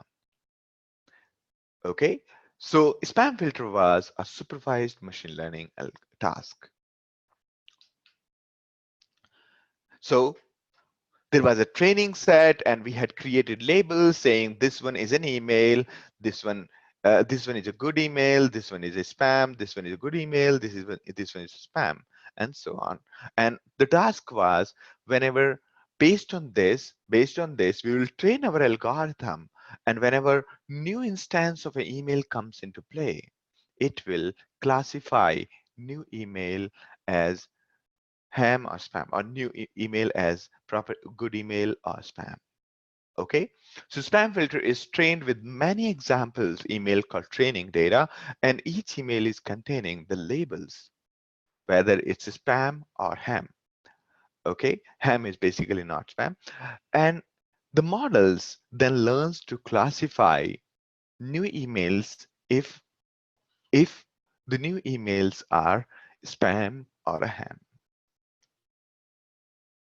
Okay, so basically supervised classification, classification is a kind of supervised machine learning. Supervised means that somebody is teaching that this is right, this is wrong. Okay, somebody is teaching, and or somebody is telling that in case of these kind of input, this is the output we're getting. That is supervised learning. The first example in supervised learning is classification. In classification, the after classification, there was third one, second one was called regression. What is regression? Regression is basically predicting the price of something or predicting the output value based on input value. A very good example is that predicting the price of car based on various characteristics. Okay, maybe here on the x-axis we have feature, on the y-axis is the price. Okay, so on the x-axis what we have is, on the x-axis what we have is the feature. Maybe feature could be how old is your car. Okay, what's the model number? Or it could be what is the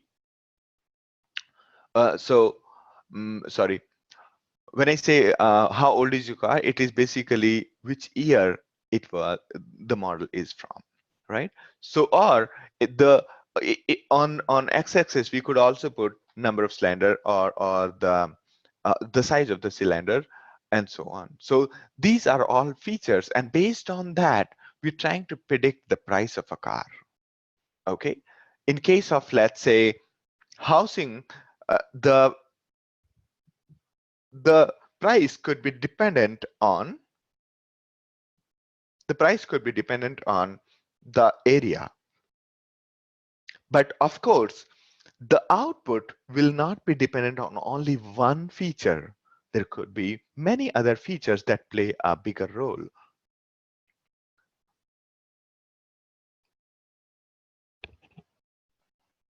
All right, so basically regression is about predicting a value, a decimal number or a number, while the classification is about classifying into the predefined buckets, okay, the labels. While here it's basically you can say a kind of drop down. Here it's kind of a text box, right? And that's how you can visualize it. So, or radio button. So when you are like you are posed with a question and question looks like radio buttons, there are um, 3-4 categories in which things could fall, and that's classification. If you have to answer in terms of a number or a value, that is regression. Okay, so both are supervised learning. So to train the model, we will have to give many examples of cars, including their predictors and the labels, as in including their prices and the features. Okay, including saying that, hey, my car is having this. If the car is having this much age and this model, and it is single owner, then the price is this much. If double owner, the price is this much, and so on. If we'll have historical prices of cars, and based on that, we should be able to predict the price of a car which is not yet known. Okay, this is called supervised machine learning. Okay, now when we are trying to predict the supervised machine learning, the problem becomes really hard very soon. So what we do is we kind of keep on trying all values, okay, say, and trying to predict a value, right? So the way it happens, I'll actually draw this. I hope that's okay with you. Okay, all right. Let's say that you decided to figure out what will be your salary next year, okay, or you decided to figure out that what will be your salary next to next year. So what you will do is you will write down, you will create a kind of a chart. You will write down the years of experience you have and the salary you had. Okay, so let's say after you got first year experience, your salary was this, is then second year the salary was this, third year salary was this, fourth year salary was this, and fifth year the salary was this, right? So this is how you will write down. If you are trying to figure out pattern in your salary, you will basically sit down and put the salary this way, correct? So what you will do is, now once you have done this and you want to say find out, this is, let's say this is 2016, okay, and this is 2017. I hope everybody is with me. Okay, so let's say this is your salary on y-axis and this is your years of experience, or the year which was it. So let's say you're trying to figure out your salary in 2017. Okay, so what you'll do is you'll write down this one and try to figure out what will be my salary this year. Okay, these are the salaries that you know already. So what you will do is very simple. You'll try to draw the line. You will draw first line, okay, a straight line like this, and see if the line is really well fitting, whether it should go here, whether it should go here, whether it should go here. And how do you find the distance? By measuring these distances from the line, right? That's what you will measure. You'll measure that how far are these points from the line, and the line which is closest to all of the points, that will be considered as the best fitting line for your career.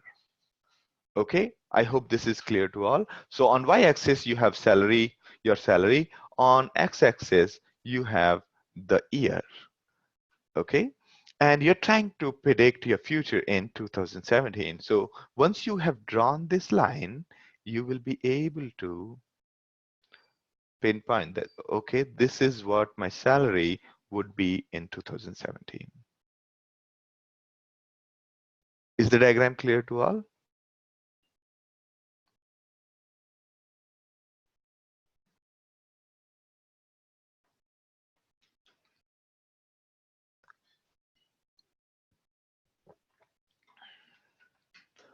All right. So basically what we have done here is we have drawn the salary on the y-axis. This is your salary on the this is your salary in 2016. This is your salary in 2015. This is your salary in 2014. This is your salary in 2013, and this is your salary in 2012.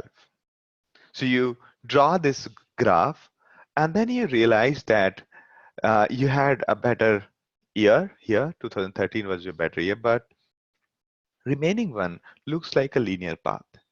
Okay, so what you do is you take a line and try to fit it as close as possible, right? So for this, you will have to try all permutations, not only this way, but also, but also, but also you will also try to rotate, right? You will rotate and try all permutations, correct?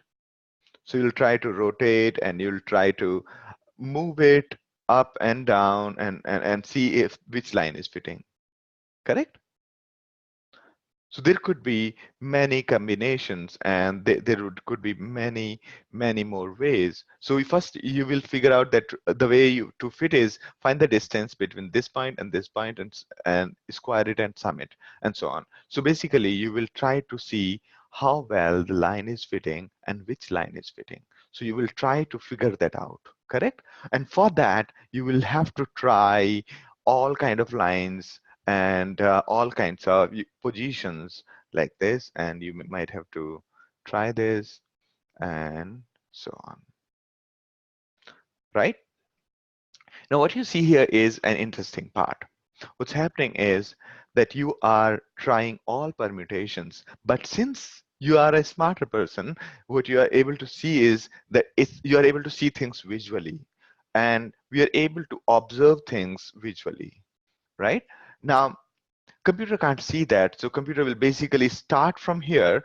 Computer will basically start from here, like this, and then will start increasing the slope and keep moving all the way, right? That's how you write the program, right? And so on. So basically this is called linear regression because it is a single straight line, or in general it is called a regression, and it's a classification problem because it's a not classification, it's a regression problem. It's a supervised learning problem. Okay, and that's what we are trying to solve.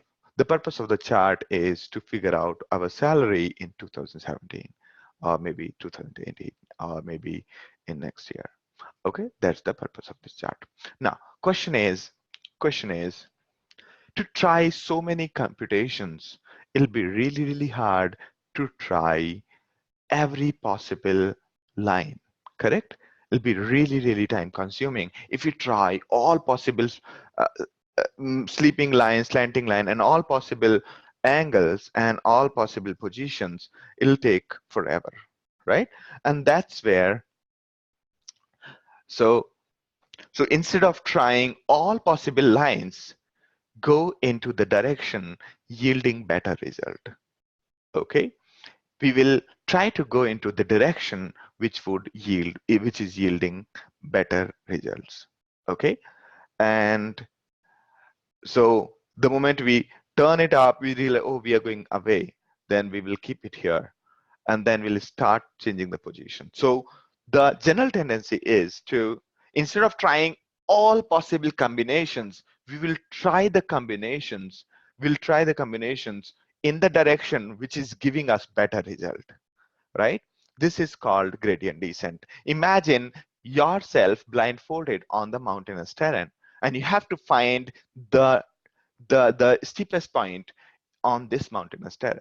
So what you will do is your eyes are blindfolded, so you will move a step in one of the directions, and then you'll notice, if you notice it's going down, you will move faster in that direction.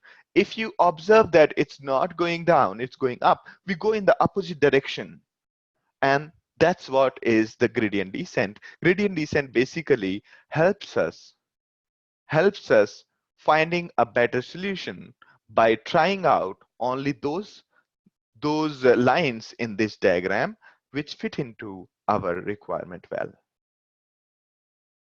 Okay, so you have to find the, so basically this is what is a gradient descent. We'll talk about these things in more details, and we'll try to implement all of these and try to find the solutions in a better way. All right, so that was a very, very quick overview of regression and classification. All right, the next part is unsupervised learning. What is unsupervised learning? When the training data is unlabeled. When the training data is unlabeled, the system tries to learn without a teacher. Okay, so, and here we do not have things classified. We are saying here is the data, figure out something. So let's say here's the data, here is the data, figure out something. Okay, and when we say figure out something, it could be detect groups of similar visitors in your blog, detect groups of similar visitors on your blog, or given all the models of the cars of past, categorize them into 5 buckets, okay, based on similarity. So here, in case of clustering, okay, going back. So in unsupervised learning, we don't have a teacher. We don't have a teacher. We learn without a teacher. Generally, the problem looks like, here is your data, put it into categories, classify it, find outliers in this data. This is unsupervised learning. In unsupervised learning, a simple case is the clustering. Clustering is uh, putting putting various things in the various groups. For example, let's say you have a blog and you have many visitors and you have their details, and you would like to create 6-7 buckets in which you can put the users. So these buckets could be anything. Okay, these buckets could be anything. Like, for example, if I say that, hey, you have these million emails, okay, just create 5 folders and put them in those 5 folders based on similarity. Okay, so that is unsupervised learning. That is unsupervised learning. Nobody is telling that A belongs to this group, B belongs to that group, and so on. Okay,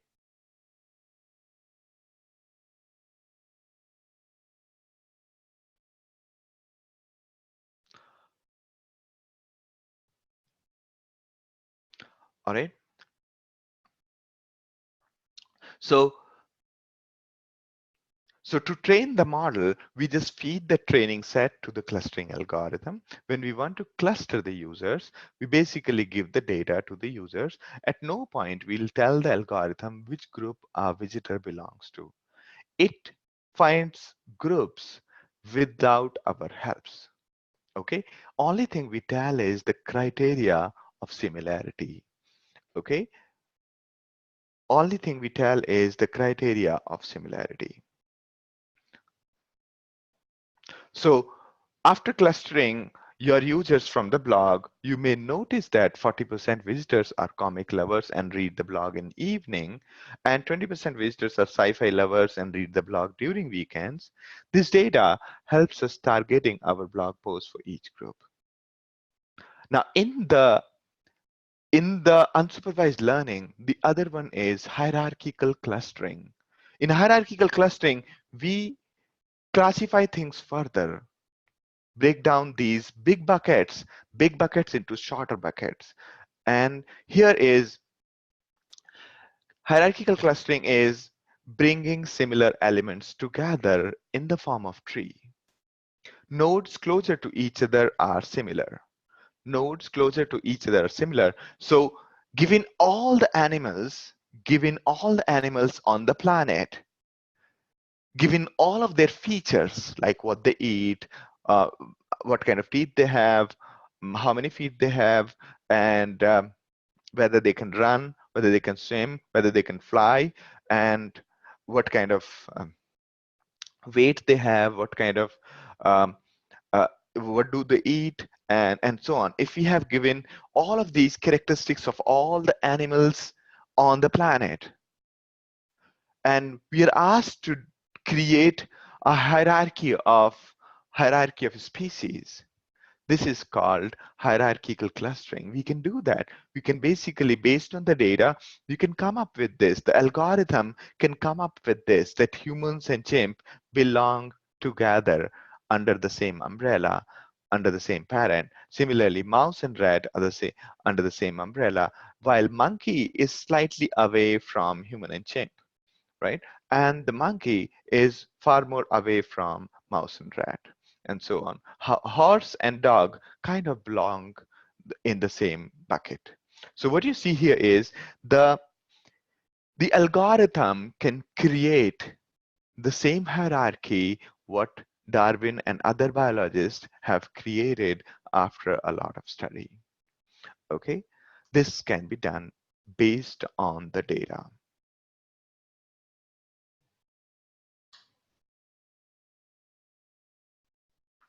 All right. So here, when we are saying human and chimp together, what we mean is they are more similar. Human and chimp is more similar than human and monkey. Okay. Or human and mouse. All right. That's why the hierarchical clustering is or in practical sense, I will show you that given all the cars available, if we can prepare a similar hierarchy, and you will notice that similar cars would have come together. The only thing we have to do is we have to define a criteria on what basis we are comparing human and on what basis we're comparing species A and B. So first of all, we'll note down all their characteristics.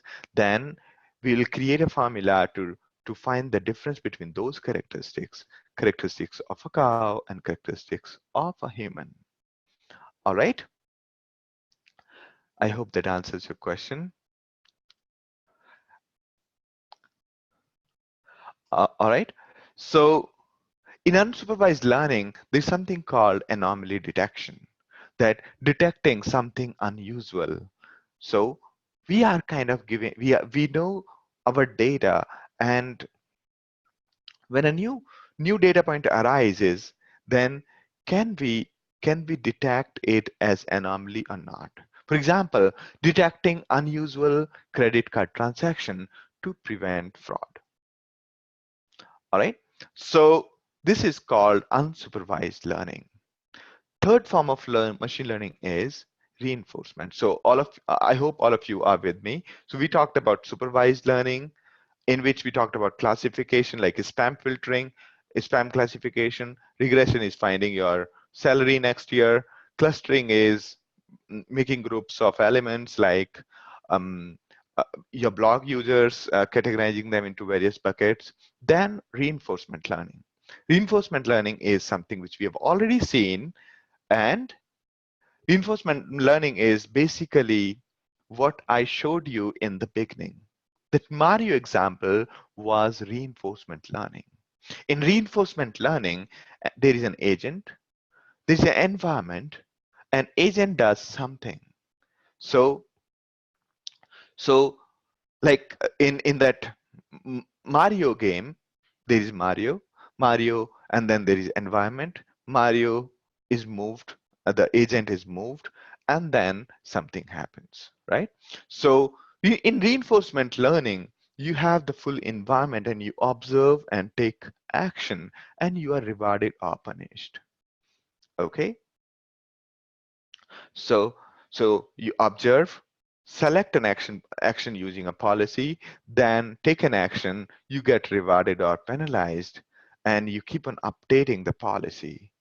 So so first of all, you will start from the beginning. You will observe, take an action as per the policy, whatever our learning is. If there is no learning from the past, it will take a random action, and then it will, if if the action gives the reward or penalty, it takes the corrective action, corrective measures, and updates the policy. This is the learning step. This is where the machine learning is happening. And then it will keep on doing it until the optimal policy is found.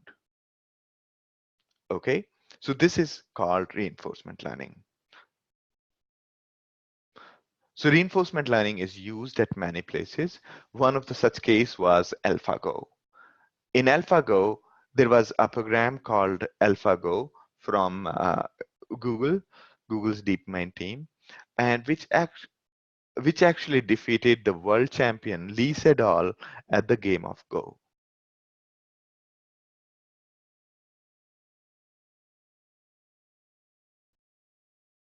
All right, at the game of Go.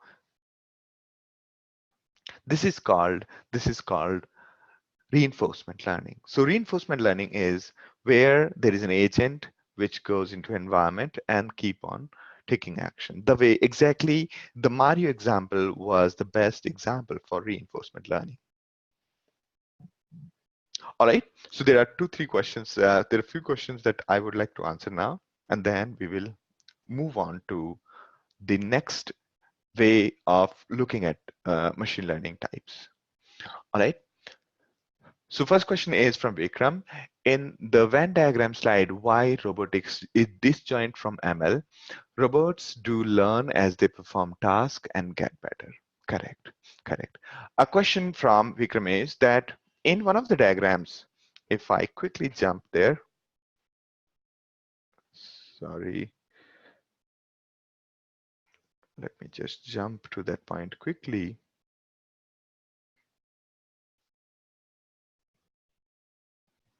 Okay, so let me just jump there.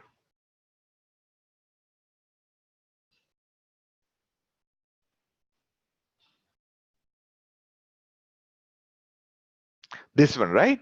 So in this Venn diagram, what you see is robotics is halfway into artificial intelligence and halfway here. Okay, so you'll be surprised to know that robotics is not only used in creating robots.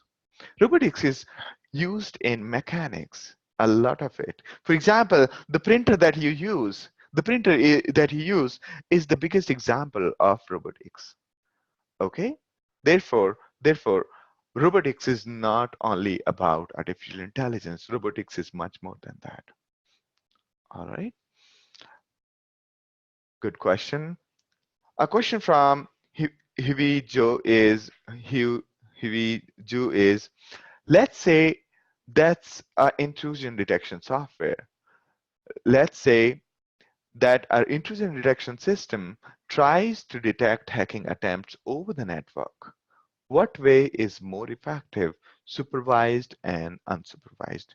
Very good question. So question is, let's say you're building this intrusion detection system. And what is intrusion detection system? Whenever there are attacks on your computer or your network, you need to install these intrusion detection software, which will basically monitor the incoming traffic, monitoring the incoming internet traffic, and then classify it as intrusion or not an intrusion, right? So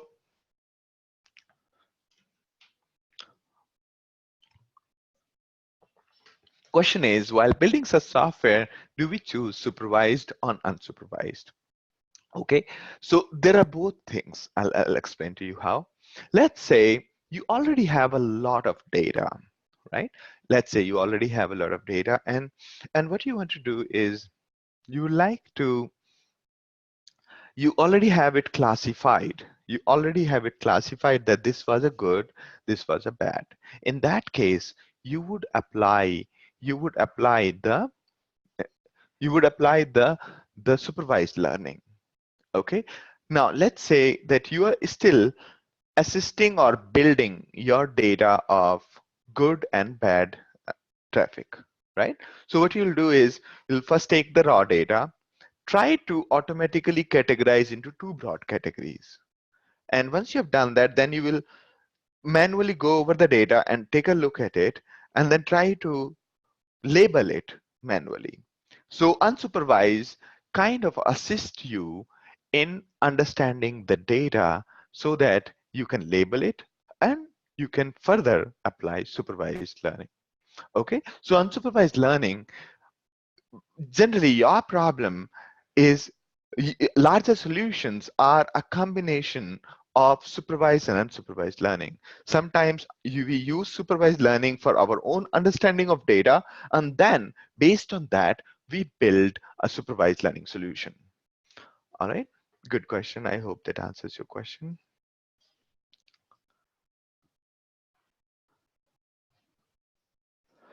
All right, question is, self-driving car is reinforcement learning? Yes. But it's not pure reinforcement learning because it uses a lot of pre-classified images as well. Okay, unlike the case of Mario, where we were not doing much, the environment was really small, so we were able to use the standard reinforcement learning algorithm, and which worked fine. But in case of self-driving car, the problem is far more challenging.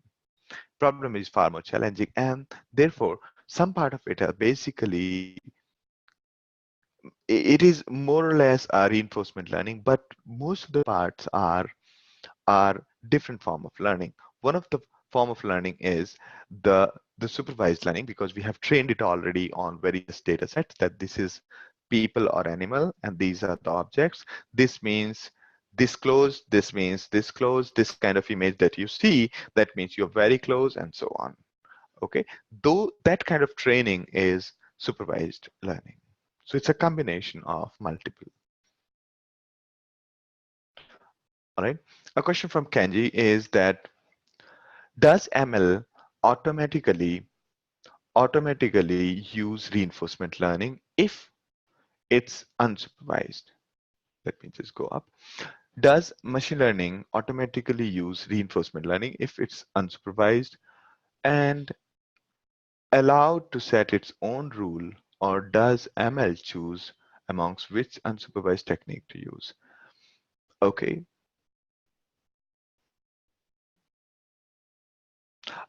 Actually, you will have to generally select the techniques. You generally have to select the techniques. Okay.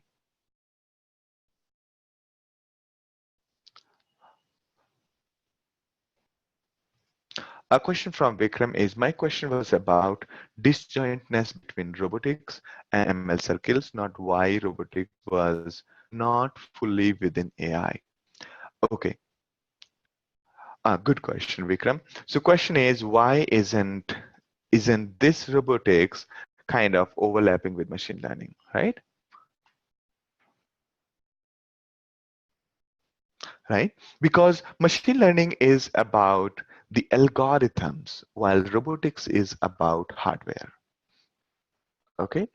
Robotics is about hardware, and machine learning is about software and algorithms. That's the quickest I can answer. Okay, I'll talk about deep learning briefly after a couple of minutes. Question from Bala: what about applying machine learning algorithms to predict future price of a stock?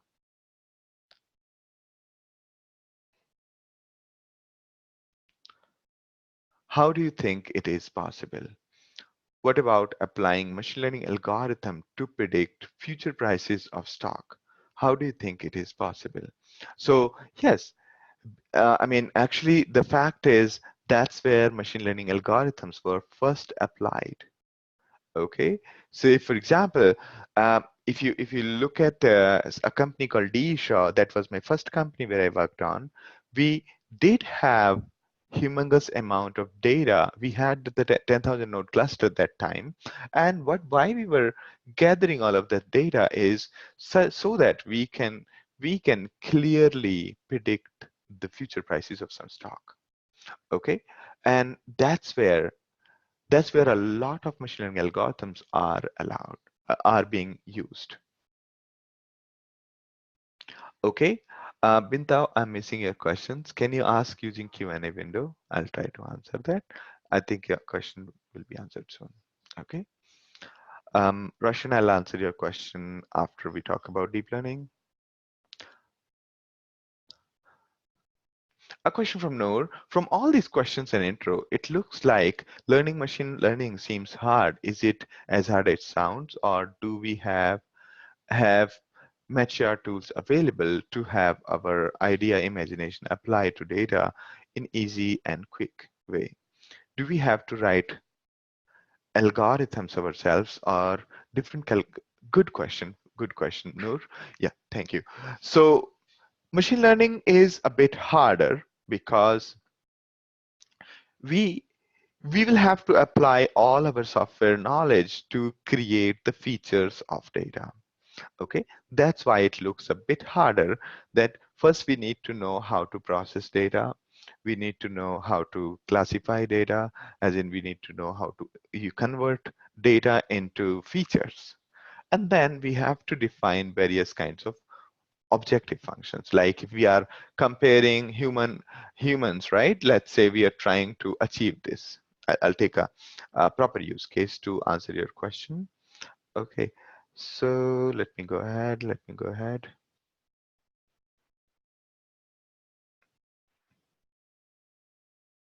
We were, I think, in the machine, and here, right? So let's take this case, right? We are trying to categorize the animals into this. Though the core algorithm, which will create this hierarchy, is available to us upfront. Okay, that algorithm is available to us for free, and it is there already. But what it expects you to do is provide this algorithm a criteria to compare dog and horse. Okay, and the criteria will be provided in a mathematical form, that given two objects A and B, how would you find the difference between the two? Rest of the work will be done by the algorithm. So to define that criteria, a bit of programming would be required, or maybe in future, there will be algorithms which will do that for you. Okay, maybe the user interfaces are not yet that evolved much. A question from Binta is, if if I want to develop an algorithm to predict vehicle maintenance issues, is it supervised or unsupervised or reinforcement one? So predict vehicle maintenance issues. So that I'm assuming if you are trying to predict vehicle maintenance issues, you will be having the historical vehicle data. That if this was the data, then whether the vehicle broke next day or which part of the vehicle broke. Okay, if we have this detailed data which is already classified, we will be using vehicle basically we'll be using a supervised one. If we do not have this kind of data available to us, we will be using first an unsupervised algorithm, saying that let's take a look at all the historical records of vehicles and try to find out the outliers, or try to find out three categories of the vehicle maintenance issues. Okay, so Which algorithm to apply would be dependent on two things. Number one, number one, what kind of data we already have. Number two, what is it that we are trying to achieve? So whether the problem is supervised, unsupervised, or reinforcement is a function of what we are trying to achieve and what kind of data do we have. A question is whether systems, traffic system, and any kind of predictive system can use supervised learning. Yes.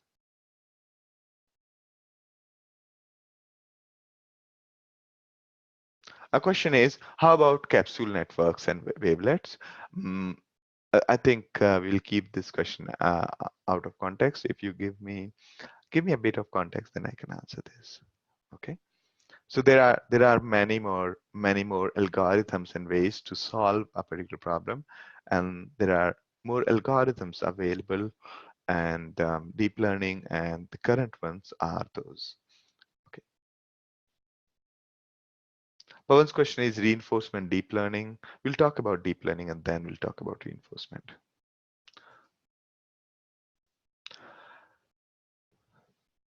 A question from Vikram is, let's say the clustering algorithm made a mistake and put A into B and not cluster A.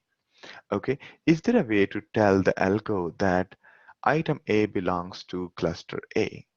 Would it be called supervised classification problem? Good question. Good question. So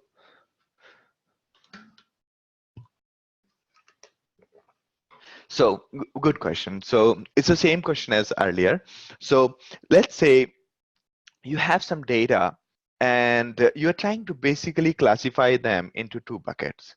And you figured out that the easiest way to classify them will be first try to use some kind of unsupervised learning. And then once we are done with that, then we will do it manually. We'll just go over the data and try to figure out whether our mm, un, whether our classification worked or not. Okay.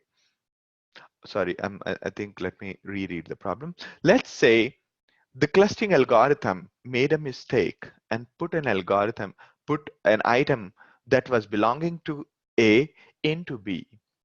Is there a way to tell the algo that this item belongs to A, not B? Would it then be called supervised classification problem? Yes. Yes. So let's say it was unsupervised problem.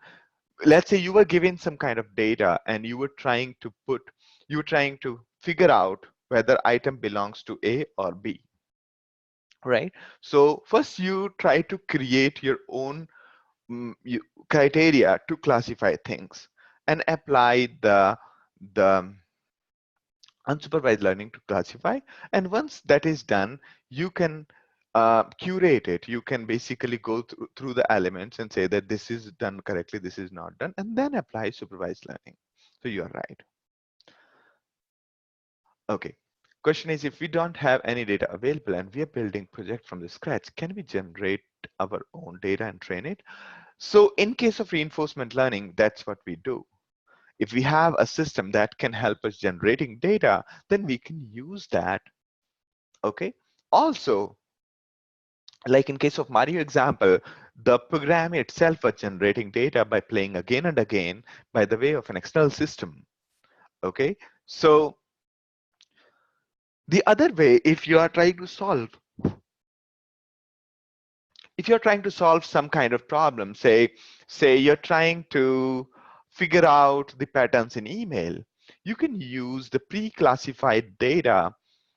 Say for example, you can use the existing natural language processing tools which come with its own data, and you could use those which are available right away. Similarly, you can use the publicly available data sets to augment your problem statement.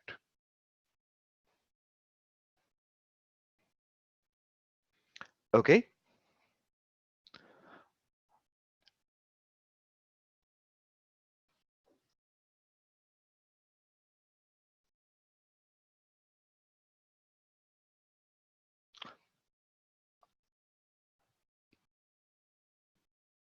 Okay, a few more questions.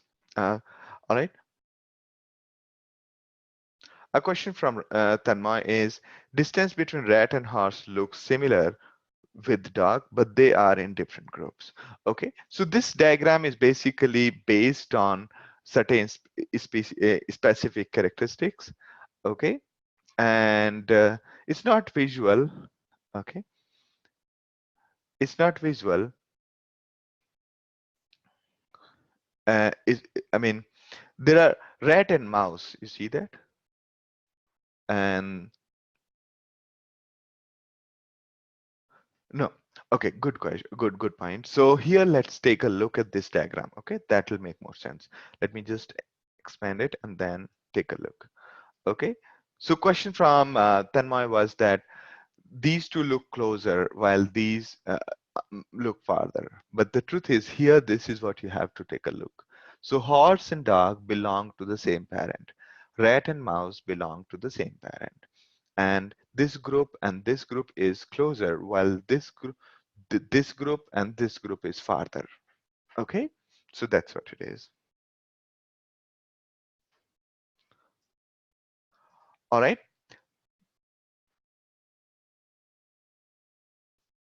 All right, please use the Q&A system to ask questions. That will be easier for me. Thank you. What is the rule-based system and expert system? So those were the systems earlier that were designed in which we will basically put in the if-else kind of statement and full set of rules to classify, or you can say that they are more like programming system. The way we program something, right, if-else conditions, that is basically a rule-based system. A question is how these algorithms interface with hardware. What interface we use? Does it similar to VLSI design? Not really. These algorithms are nothing but software programs. The way software works, that's the way it happens, right? At most, sometimes the algorithms use multiple processors, multiple GPU processors, and so on. Okay. So just like the way normal programs work, in the same way, these algorithms interact with hardware. In the business or data analytics, we analyze history data and find future trends. So can we also call this field subtopic of machine learning? Where is data science coming into contact with machine learning? So on the broader perspective, the machine learning is part of data science, or you can say that a large part of data science can be used very well for machine learning. Okay, so you can, yes. So you're right in that sense. Um, a question from Vikram on clustering. How do we get cluster names / parameters? Does the algo put the items into various buckets and then we drive the cluster names? Correct. So in clustering, we generally define the criteria on what basis the two elements are similar, right? And the algorithms creates the cluster name, does not create the cluster name. Okay, we just put the cluster name later on if we could figure out any. Okay, there are high chances that we can never figure out the cluster name.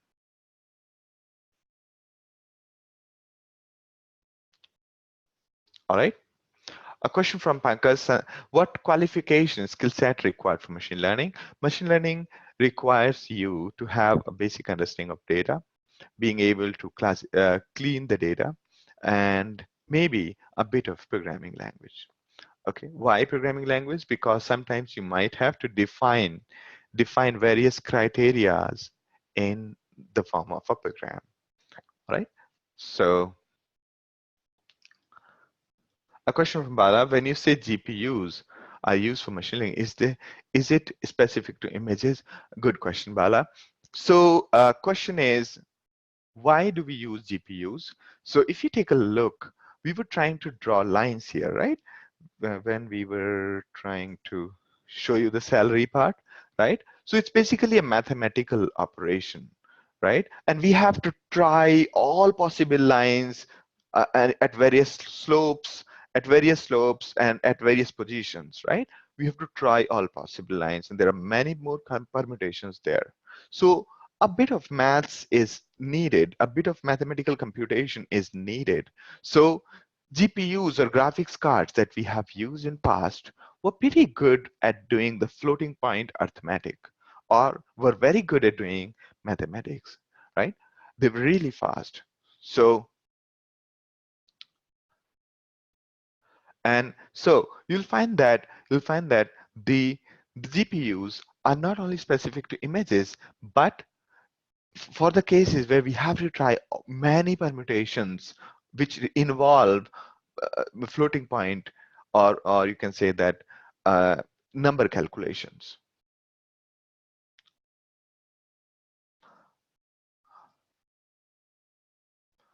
Okay,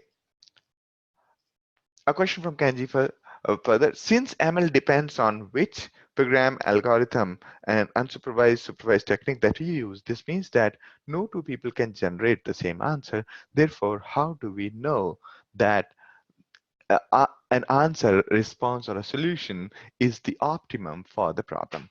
Very good question. So we basically there is no right answer as such, but we always have a criteria. We always have a criteria, an input criteria or output criteria to figure out how close is the answer. If there are two answers, then which one is better? Right? Let's say you want to generate the movie recommendations, right? You're giving the historical data of the users and you want to generate the movie recommendations. The strategy would be to take, say, half of the records as the input, and remaining half of the record we can compare the output with, or maybe we can compare the output with the actual input, and then see that how well are our predictions on the actual data. Okay, so we can generally compare, and the answer is generally in terms of how close are we to the expectation.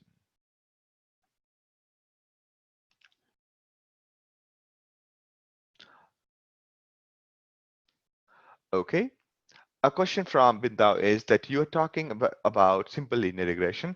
What is the difference between simple linear regression, multiple linear regression, and polynomial regression and logical regression? Okay, so there could be your salary could be dependent on year, or your salary could be dependent on the skills, right? On the skills. So you will have a third axis, right? And your salary would, as skills grow, your salary could also grow, right? And that's where the multilinear regression comes into play. The simple regression becomes multilinear if it is growing this way. Linear means it looks like a line, but it could be a graph, it could be a curve, it could be a complex curve, and that's where the polynomial regression comes into play. Logistic regression is nothing but classification, the one which we talked earlier.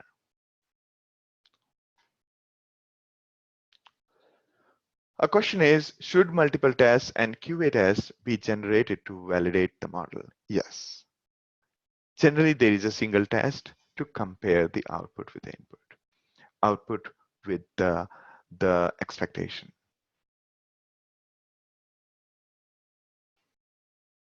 Good questions, good set of questions.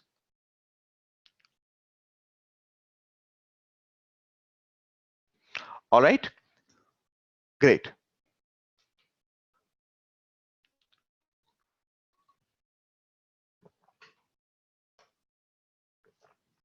All right. I hope, Tanmay, I was able to answer your question.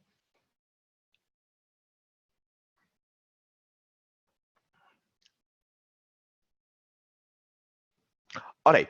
So let's take remaining questions towards the end.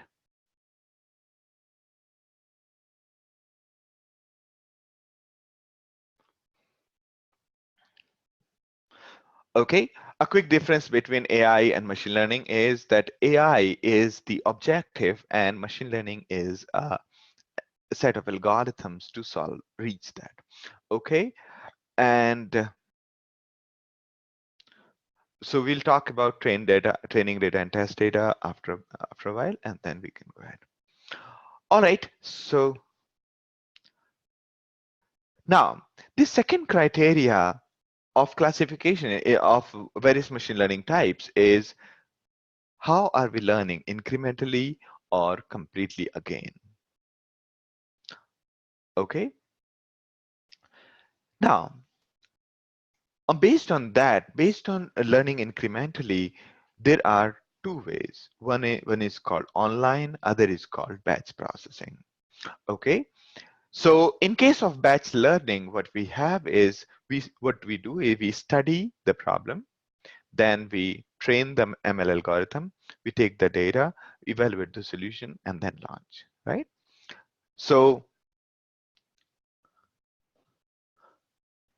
what's happening here is we are taking the entire data and applying the logic there, right? So this is batch learning is also called offline learning. System is incapable of learning incrementally.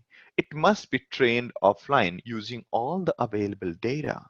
It takes a lot of time and computing resources, and every time training happens on the entire data. Okay, so batch learning is basically where we are retraining our model on entire data again and again, right?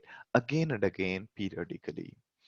This one, so once the system is trained, it is pushed to the production, runs without learning anymore, just applies what it has learned offline. We cannot train the system if the new data comes in, we cannot train the system just incrementally, as in whatever we had the training, we just apply new data on this. In the batch system, we cannot do that.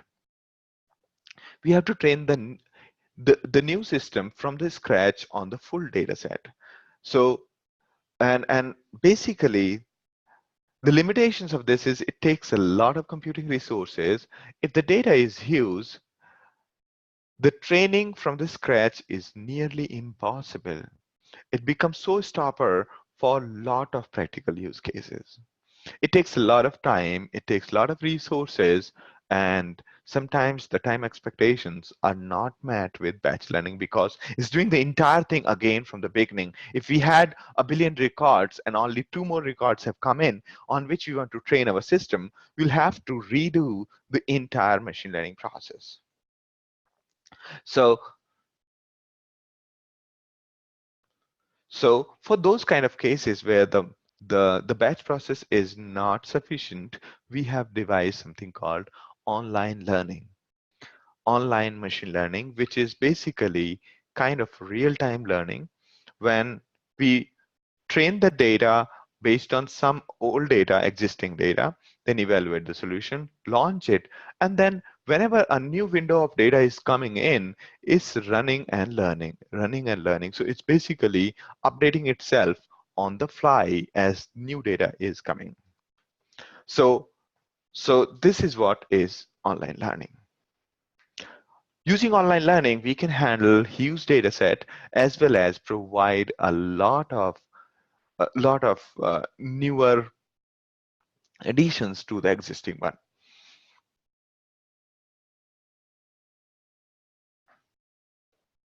So the online learning can be used when the data or the work cannot fit on one machine.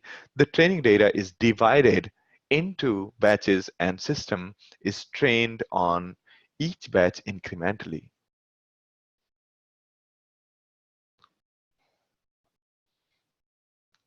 The problem with online learning is the system's performance gradually declines. If the bad data is fed into the system, bad data can come from malfunctioning sensor or robots. Someone is spamming your system and so on, right?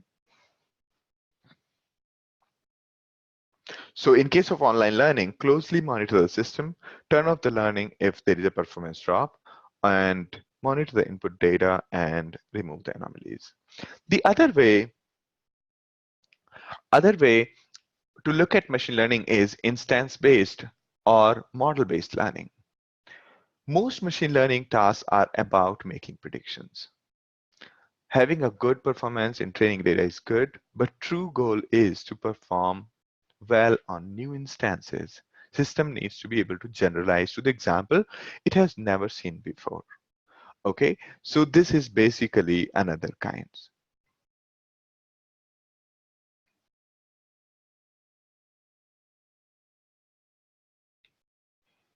So let's say we have already a system which is doing very well. So it's very easy to learn by heart, as in remember everything. The system learns every examples and remembers it, right? That's the easiest way. Then it needs to generalize for the new cases using similarity measure, right? How good is a system which is not great if a new instance, new data that is coming in and it's not able to fit in or generalize based on its learning.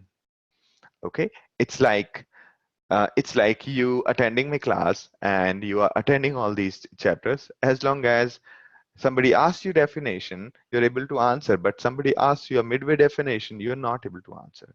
So that is the difference between the instance based, the how well your algorithm generalize. Okay, so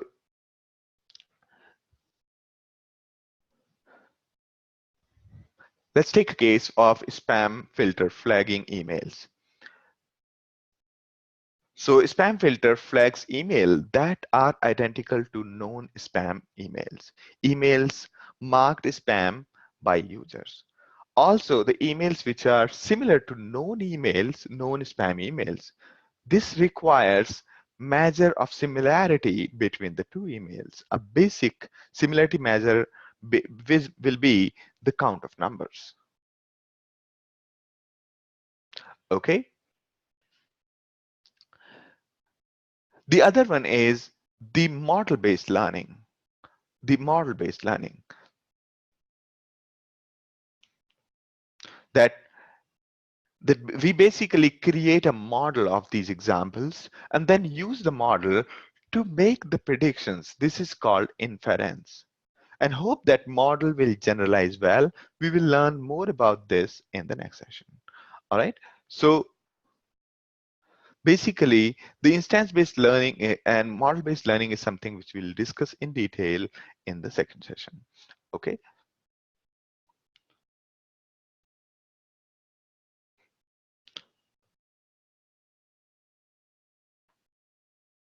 All right.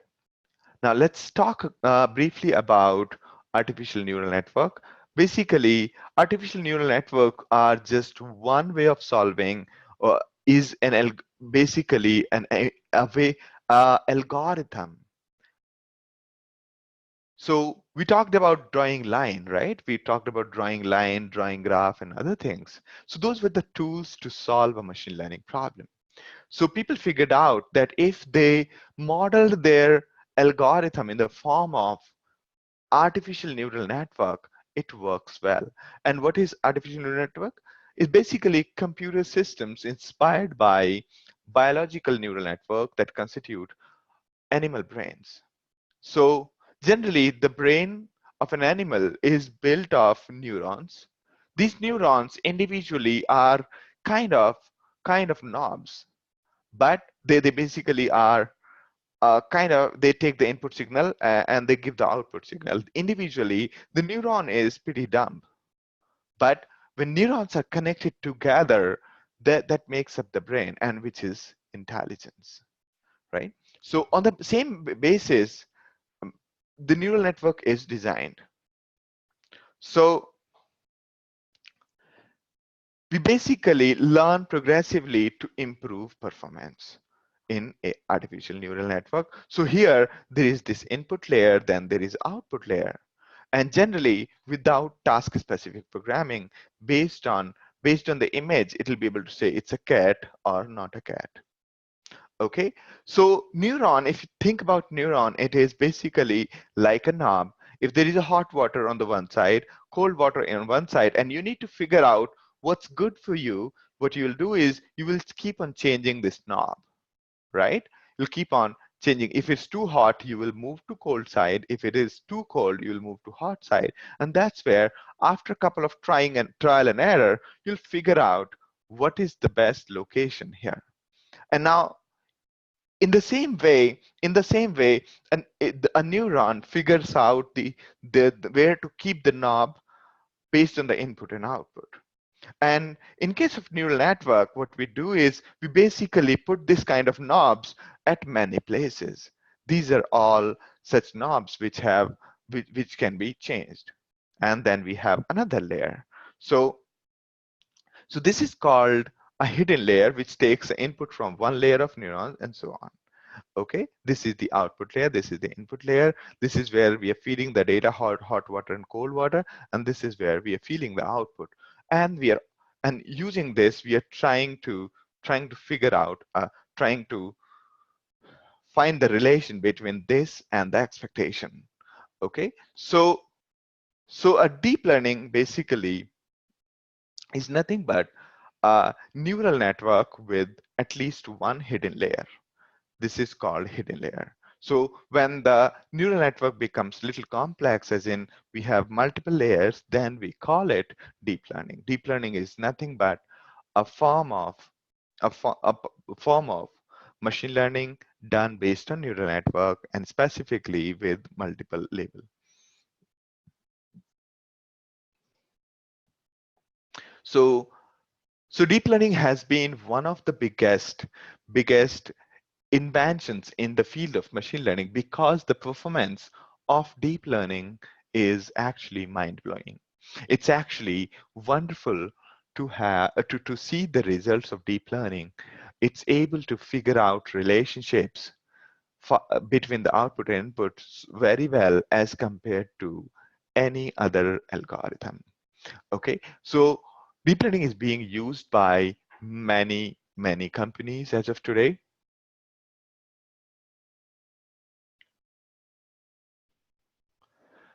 And so on, right?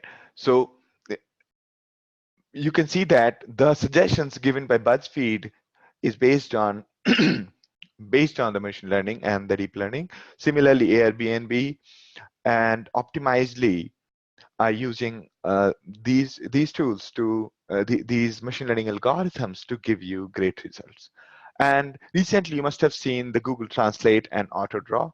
AutoDraw, basically, you sketch something and it'll automatically figure out what is it that you're trying to draw. Similarly, we have Google Translate, we which basically figures out which language you're talking in and then also translate it in another. Till now, Google Translate was earlier till 2015. The Google Translate was based on statistical data, was based on normal algorithms, but recently they moved to deep learning. They moved to the more automated automated approach in order to figure out the input to output translation. And the results have been wonderful. All right. So we can you can take a look at this particular demo. I'll take 5 more minutes. Okay. So here, let's say we have this output and we are trying to figure out here I'm just trying to show you the results. So here, let's say there is this output and this is what we're trying to achieve. So we can create our neural network in this way. And these are the input ones, and this is the hidden layers, and this is the output. And it'll basically create the classification. It'll basically do the unsupervised learning using neural networks. You see that? It automatically figured out that these items are similar to each other, and this is the boundary. Okay? And if we have like a really complex case, then number of neurons, if the number of neurons are smaller, it won't be able to figure out a relation so easily. It won't be able to figure out the relationship so easily.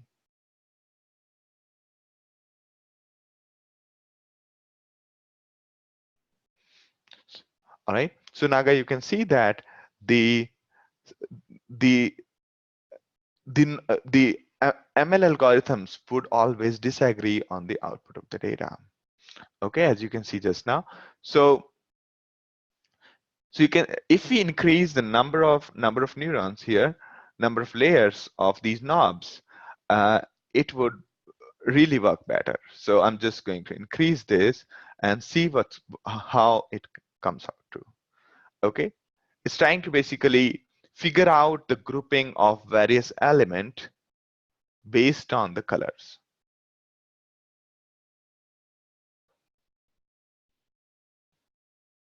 You can see that.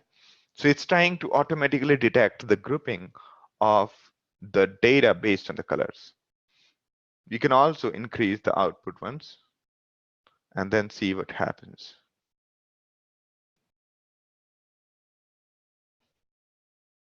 So after a while, it'll figure out that it is kind of ellipse.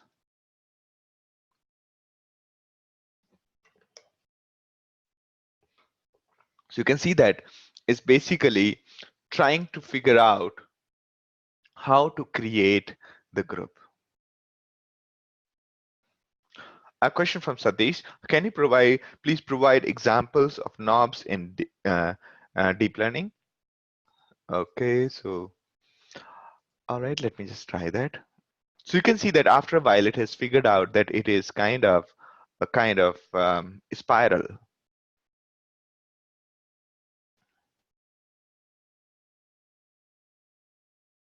Okay.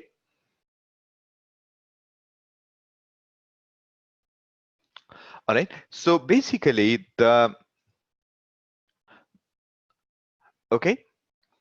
Just I'll take the questions a while later. I just finish a couple of more slides and that'll be it. Okay. Now, this was a quick demo of, demo of TensorFlow from Google itself. Okay, so it's very easy to figure out really complex patterns using neural network. None of the other algorithms have this kind of sophisticated approach. Okay, none of the programs, none of the other algorithms have this sophisticated ability to come up with the output. Now, there are quite a few deep learning frameworks, starting with TensorFlow, Theanos, Keras, Caffe, and Torch. These are the deep learning frameworks that help you create the neural network and provide input and output, and they give you a good result. All right, and the machine learning frameworks that are very common is one scikit-learn, along with the simple libraries like NumPy and Pandas are really well. So and if your data is really huge, then MLlib could be of some use. And if you are trying to learn more about machine learning course, you can come over to join our machine learning specialization. As in, you can the sessions will be more interactive. This one was really too much of theory. Our sessions are more practical as compared to this one. And what we have done is we have established something called a cloud-based lab that is something used by the many players in the industry. And so machine learning course it has already been started. So this is the first session of machine learning course. Okay, you can come over and join the machine learning course. And all you have to do is go to CloudxLab, click on courses, and then you can see the details of machine learning specialization. You can either enroll for the whole specialization, or you can enroll for the individual course. You can enroll for the individual course like this one. So you can enroll for the individual course here. Okay, you can enroll for either the individual course or separate course. It's up to you. All right, so I would say that you enroll for the machine learning course, and there are a couple of seats left, and I think they will fill really fast.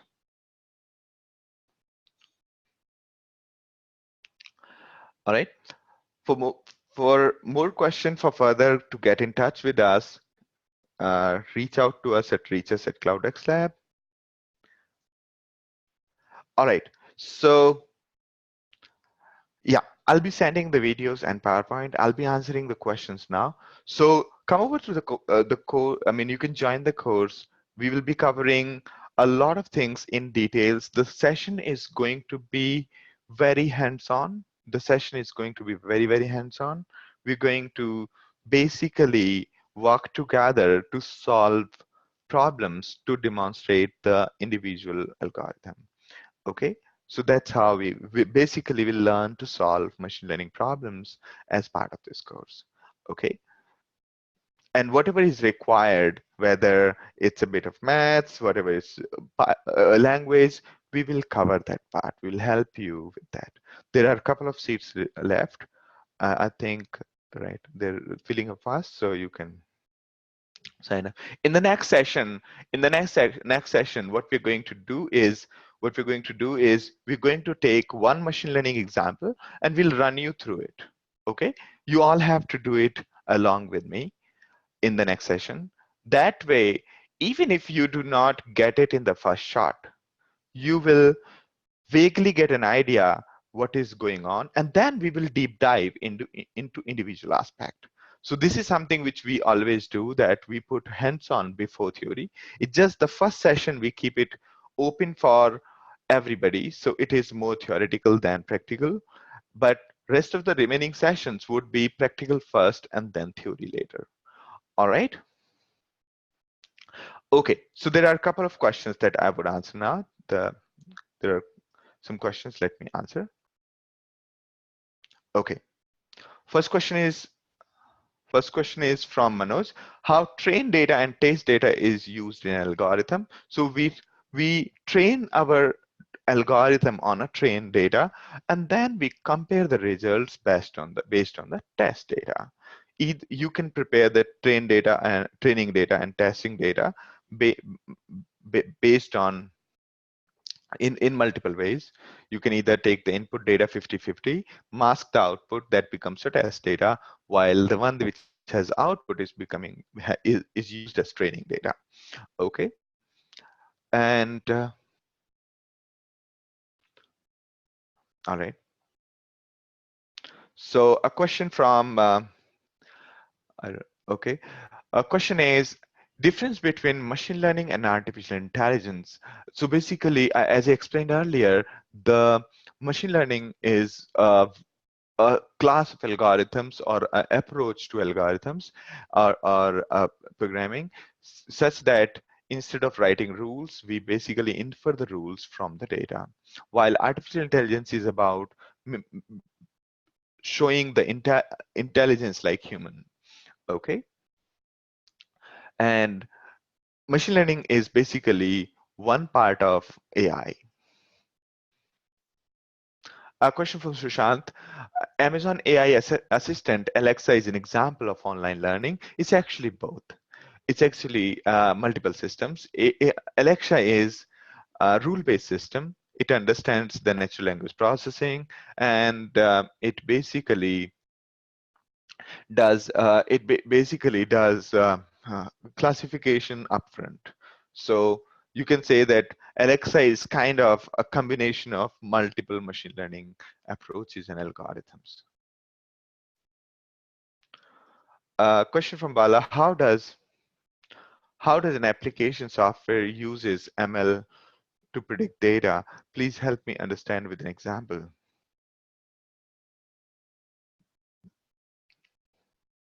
So I can go over this maybe in the next session or maybe separately. And most of these recommendation systems or prediction of the data is basically set of algorithms that you can right away use. All you have to do is prepare your input data and feed it to the algorithm, right? Okay, so whatever application software you're using, whatever data you have, you first have to represent it clearly, and then use one of the algorithms to predict the output. Okay, I'll need a little bit more details and to give you example. A question from Hiwi Joe, how does one figure out how many hidden layers are necessary in terms of neuron? So the thumb rule is that in case you're not able to achieve the output with one layer, you generally put another layer. Okay, so that's how we decide upon the number of layers.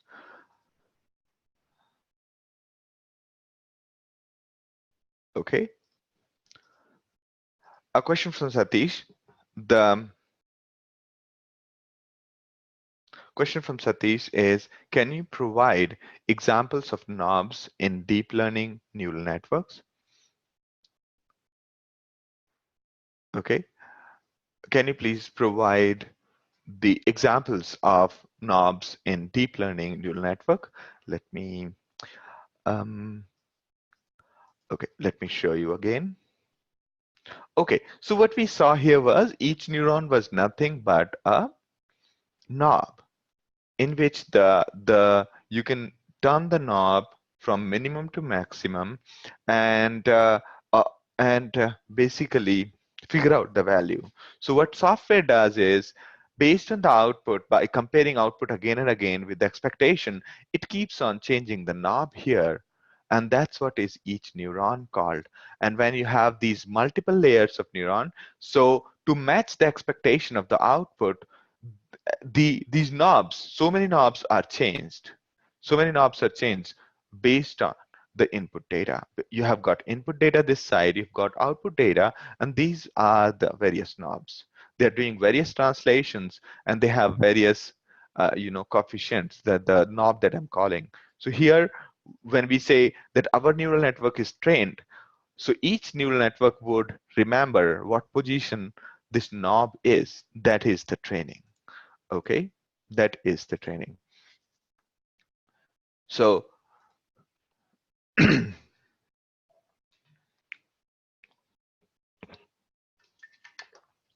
that is the training. So that's how the,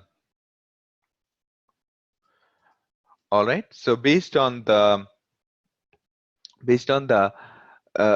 input and output, we keep on varying this to meet the expectation, and that's what is happening in multiple ways. That's where we will try changing this and then this, all of them in certain strategic algorithmic way, so that we get the desired output. Okay, I hope that answers your question. A question from Kenji is, do we need to know mathematics to use TensorFlow? Not really, not really. I mean, the reason why TensorFlow or any library exists so that you don't have to do mathematics. Okay, all you have to define your objective functions and start using the libraries. A question is, can the concept of neuron help to improve social network analysis? Yes, it should be able to do, because most of the neural network algorithms are replacing the statistical ones. Question from Inda, is TensorFlow an unsupervised machine learning? So TensorFlow is, so the example that we took here was an example of unsupervised machine learning, while the TensorFlow is a tool which can be used to design various kinds of algorithms or use existing algorithms.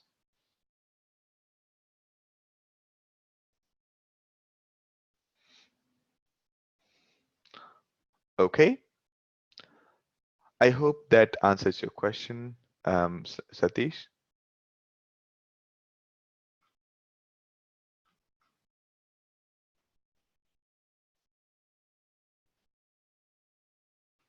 All right, actually.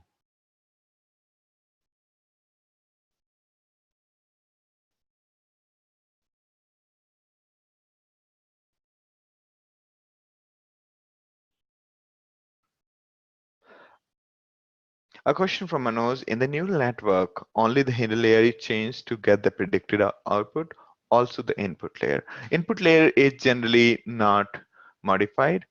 It's generally the hidden layer in which the coefficients are generally changed, but input layer also has coefficient which are changed. Okay.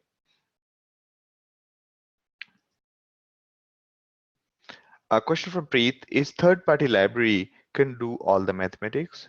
Yes, most of it, but generally you will have to represent your model, your criteria in terms of a mathematical function. Can you repeat your question on social network? So yes, my answer was yes. So you can actually do all kinds of processing using artificial neural network, but with the respect to the graph computation, if you're looking for the graph computation answer, you can use tools like GraphX and other libraries which can provide you the upfront available out of the box solutions. And on top of that, if that is not working out, then you can you use the various machine learning algorithms, including the artificial neural network.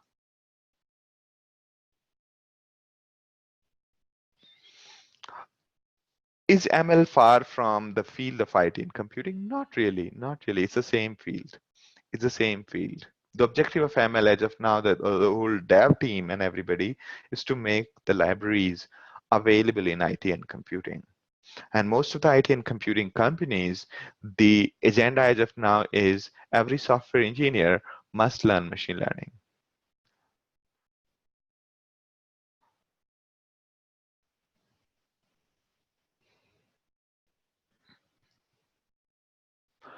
Question is, how can ANN help or facilitate the use of machine learning? Basically, ANN is just one kind of algorithms that are doing pretty well in solving machine learning problems.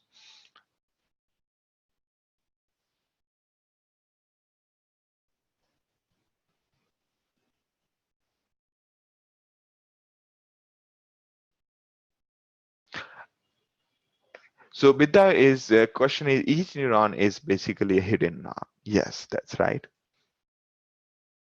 I've tried to make it extremely simple in order to understand. A question from Ganesh: for a non-programmer, how much time will it take to master AI, and how will be the job opportunities? Opportunities are there in machine learning. It is important to understand the various use cases. Even the program management and project management, you can generally get you can generally have the good job opportunities. But my personal suggestion would be to go through the Python course. That will definitely help you. Okay, there is only like couple of hours difference between programmer and not programmer. Okay.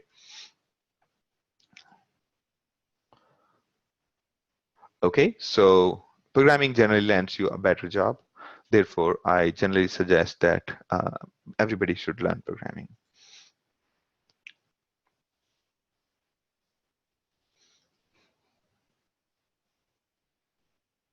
Okay, a question from Noor. I'm working in IT with business systems, banking system, etc. I like this field a lot. Do you think it'll be good to shift my career to ML? Okay, again, let me try to make it very clear. So just like we needed calculators, we needed computing, and now we needed machine learning. So anybody who is in the field of IT will need machine learning at one point or another, because almost all the tools are moving to machine learning, because the output, the performance is far, far, far better. Okay, so just like programming and calculators, the use was in every vertical. In the same way, the use of machine learning as a career is there in every vertical. So as of now, a lot of programs, as of now, a lot of computing, as of now, lot of industry, whether it's hardware, software, mechanical, everything is augmented by computing. So so I would suggest that, I mean, my suggestion to everybody is that if you are not a programmer, be a programmer. If you are a programmer, then learn machine learning. Okay, so it's very simple.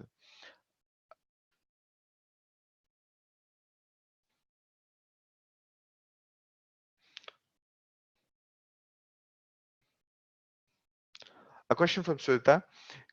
Seeing the disjointness of robotics from AI and ML, you having answering it a hardware software difference, can the robots be trained with set of rules and allowing them to dynamically decide in future, considering they all fall under AI? Yes. So robots is basically a great combination of hardware and software, right?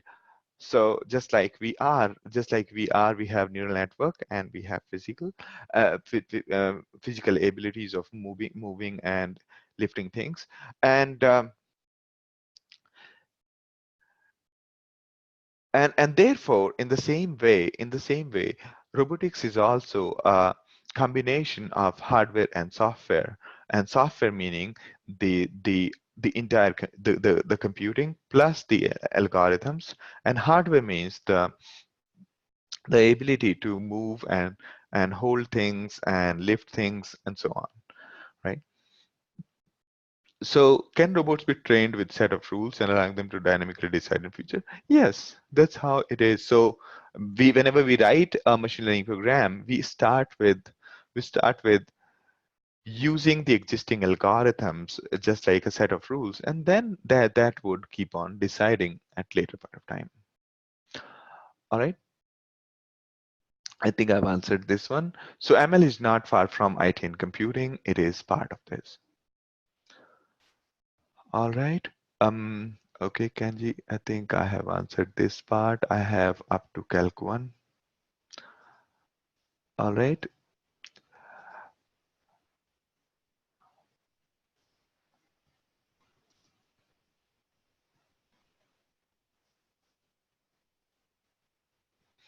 Okay. A question from Kanji is, since the field of AI and IT changes exponentially apart from the concept, which I assume are timeless, will there be any vast changes in ML software used? In other words, TensorFlow, Hadoop, Spark be around for a while. In my prior graduation work, many of the material learned were outdated months after the course was completed.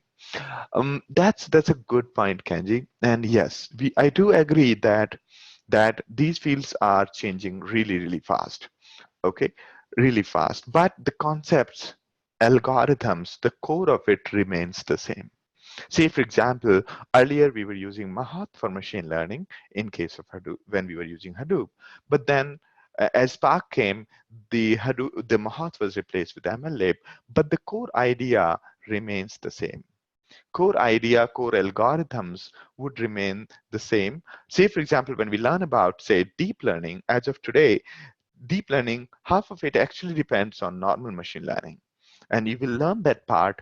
That's the reason why we have kept machine learning before deep learning.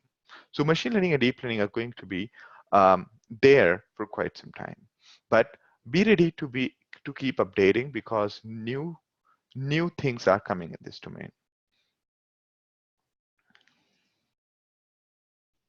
Question from Ganesh. I'm working in semiconductor industry. How it will be helpful if I learn ML and AI? In semiconductor industry, if you take a look at the number of papers that are published in software, you will realize that semiconductor industry is all about software. Okay, so definitely there is going to be a lot of use in fabrication, in simulation, in many other many other fields in semiconductor industry. You'll find that there is a lot of use of computing and hence machine learning. You mentioned on Learn More slide, CloudxLab is specialization in course machine learning course. What's the difference? So our course is in Python, while the Coursera ones was in the Coursera one was in the Octave. Our course is more practical, more hands-on, and that theirs was a little more theoretical and more for scientific background people. Ours is more for engineers.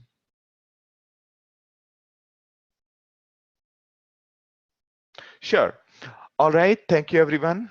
We are running 30 minutes after the time, but it's always important to answer everyone's question. All right. So great. Great to have all of you in the session. I'm amazed that still there are 65 attendees, even 30 minutes later than the scheduled time. And yes, everybody will get the slides and the recording.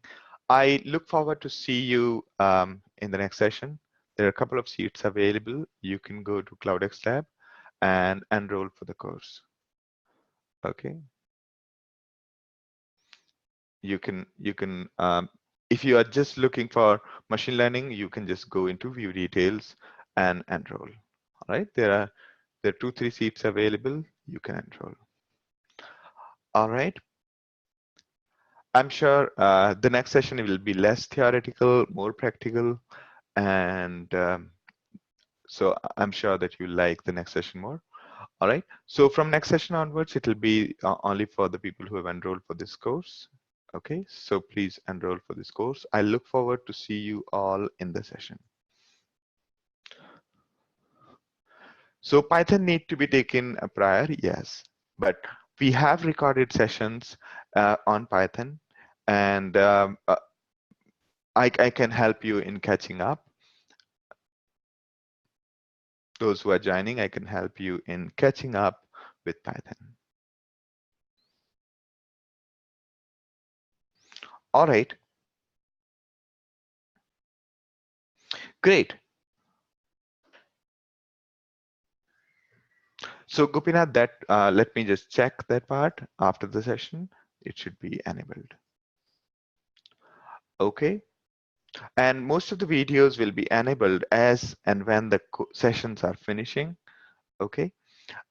As and when the session are finishing, we'll keep on putting these into the course, as well as we'll be enabling the question Q&As there. All right. So Python course is not really must, but yes, in case you're signing up, in case you're signing up for machine learning, I can help you in catching up with Python. Okay, Python is extremely simple language, and I'm sure that in a couple of hours, everybody can catch up with Python.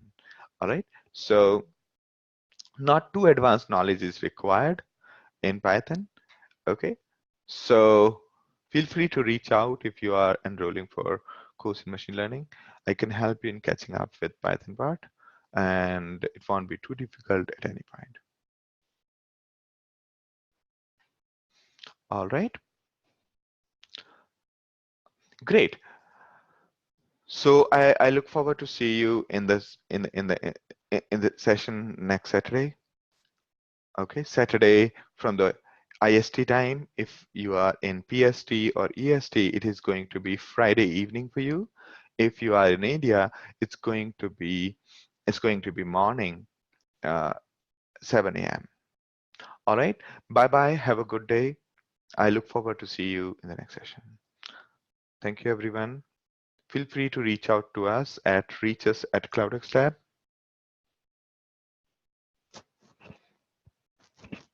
Okay. There are a couple of seats available, and the seats are generally filling fast. So if you are interested, enroll. I can assure you that you're going to have a good time in the session.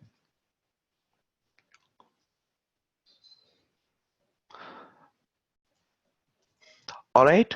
Bye-bye. Have a good day. I look forward to see you in the next session. If you have any question, please reach out to us at reaches@CloudxLab, and I'll make sure that your question get answered. All right. Thank you, everyone. Bye-bye. Have a good day. Thank you, Sagar. Yes, Sachidanand, you have raised your hand. You have some question for me. You can type in chat or use Q&A.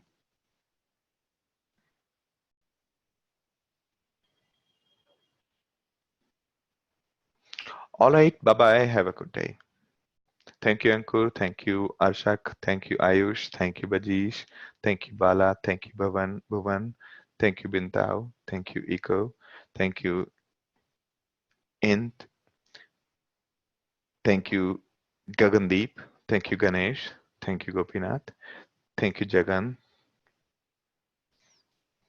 Thank you, Manoj. Thank you, Kausal.